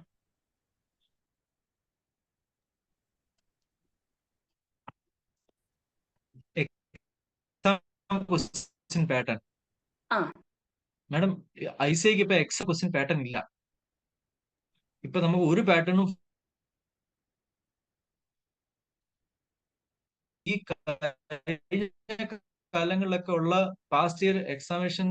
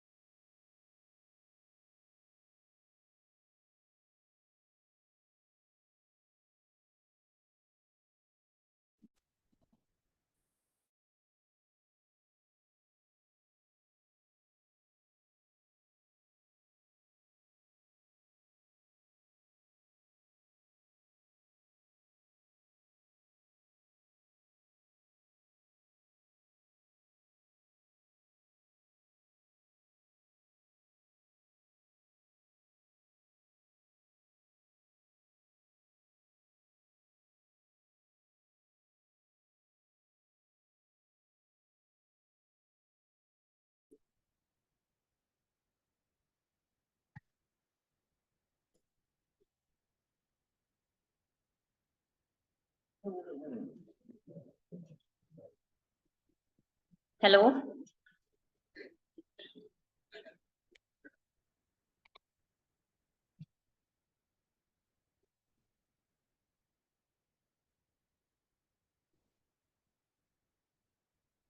ഹലോ കേൾക്കാമോ?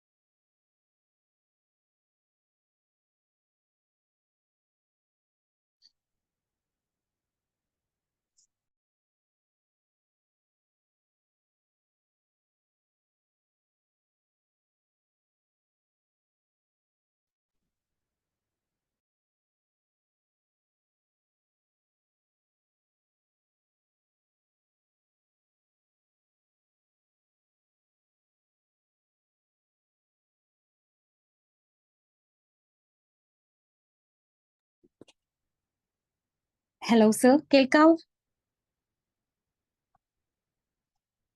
ഓക്കെ, നമ്മുടെ ഇന്നത്തെ ഈ സെഷനകത്ത് കോസ്റ്റ് ആൻഡ് മാനേജ്മെന്റ് അക്കൗണ്ടിങ് സബ്ജക്റ്റിനെ കുറിച്ചാണ് നമ്മൾ ഡീറ്റെയിൽ ആയിട്ട് പറഞ്ഞത്. ഇപ്പോൾ ഈ ഒരു ടൈമിൽ നമ്മളോടൊപ്പം ജോയിൻ ചെയ്ത CA സൂരജ് സാറിന് ബിഗ് താങ്ക് യു.